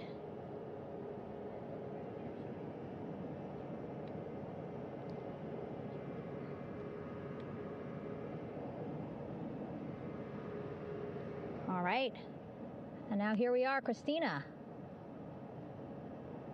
making her way, looking thankful, grateful, happy to be home.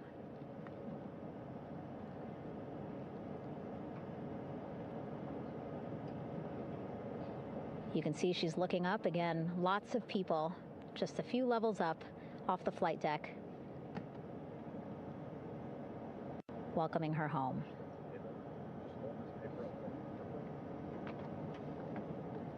Scott holding the door like a gentleman, but back on his way to the other crew still on the flight deck.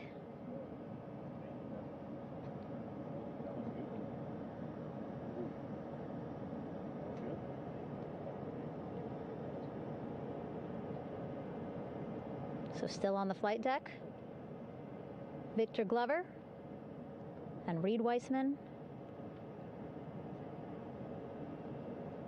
It looks like Victor will be the next one headed to medical bay. More hugs, more hugs. He's a hugger.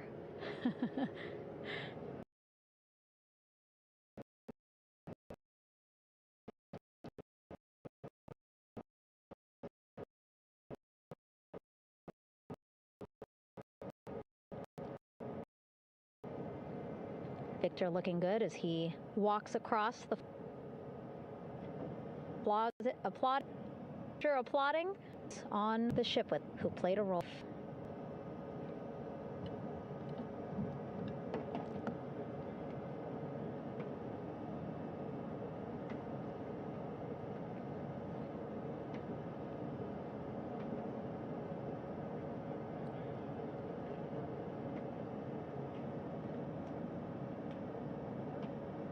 And finally, just one Artemis II crew member left on the flight deck, Commander Reed Weissman.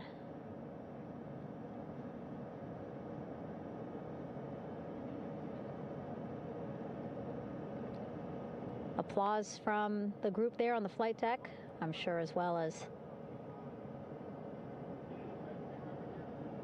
on the level just above them, packed with people.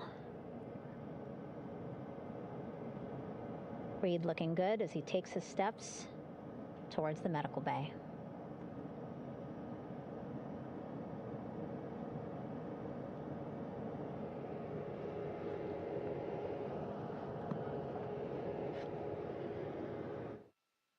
See our 4 Artemis II crew members back on the ship.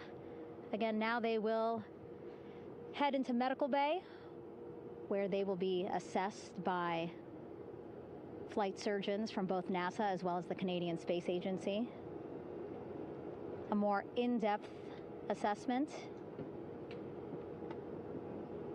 When they get to medical bay, they will each have their own nurse. They will be helped out of their suits. And then again, we'll check to see that they're feeling good. Make sure it's not just adrenaline, but that they are feeling good from their long journey back from the moon. Beautiful shot of that sunset, illuminating our flight deck.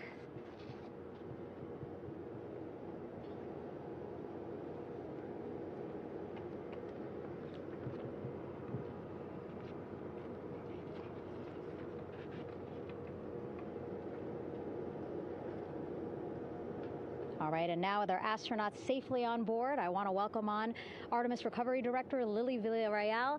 Lily, I don't know how you must be feeling right now. Ecstatic, relieved? So ecstatic, relieved. Of course, we still have to bring the capsule into the well deck of the ship, but this is a major milestone to have the crew here on the ship and in medbay. You know, our team has been preparing and working really hard, and I'm just so proud of them all. Everything went very well, just as planned. Our teammates in Houston, the flight control team was just amazing. We were able to have great conversations and communications about everything. And I don't know what else to say. I'm just so ecstatic. It's such a wonderful feeling to get to this point. Again, we still have to get the capsule, but this is huge for all of us in landing recovery, and I couldn't do this without my team, and of course the full support of the U.S. military. There's going to be lots of, high fives when we get the capsule back in, and I'm so happy that the crew's doing well, Ryan's doing well, and thank you for everybody watching. Yeah, it was great to watch the crew come back to the ship with you. How were you feeling when you were seeing them looking so happy to be home and feeling really good? The funny thing is that we had video of them from inside the Orion vehicle. They were like that from the beginning. When we opened the hatch, they were already out of their seats, having a good time, waiting for us to open the hatch. And they opened the hatch, and of course we did the first medical assessment. Everybody was doing very well, and they were just having such a great time with the medical team that was inside the capsule. I think they were all taking selfies with the phones that they have, probably talking about what they saw, and it was just smiles all around. They were having such a great time. And then we put them on the front porch when we were ready to put them on the front porch. And again, you could see they were just so ecstatic to be home and talking to everybody. So we were very happy to see all of that in the control room of the LFOC. How remarkable is that? Again, if we think about their journey, the 695,000-mile journey around the moon and back, coming back at 30 times faster than the speed of sound. I mean, how remarkable is that they are in such good spirits? I mean, this is an amazing crew. I think you guys have seen it for the past 10 days. They're wonderful people, and we're so happy that they brought us along on that ride. And I can't wait to see all the additional videos and pictures that they have that, we'll get a hold of now that they're back on the ground. And I can't wait to hear how, a little more than what we saw on the press briefings from the crew about what they saw. It's just fantastic. Some of my favorite people around this 10 days was the science team and how excited they were.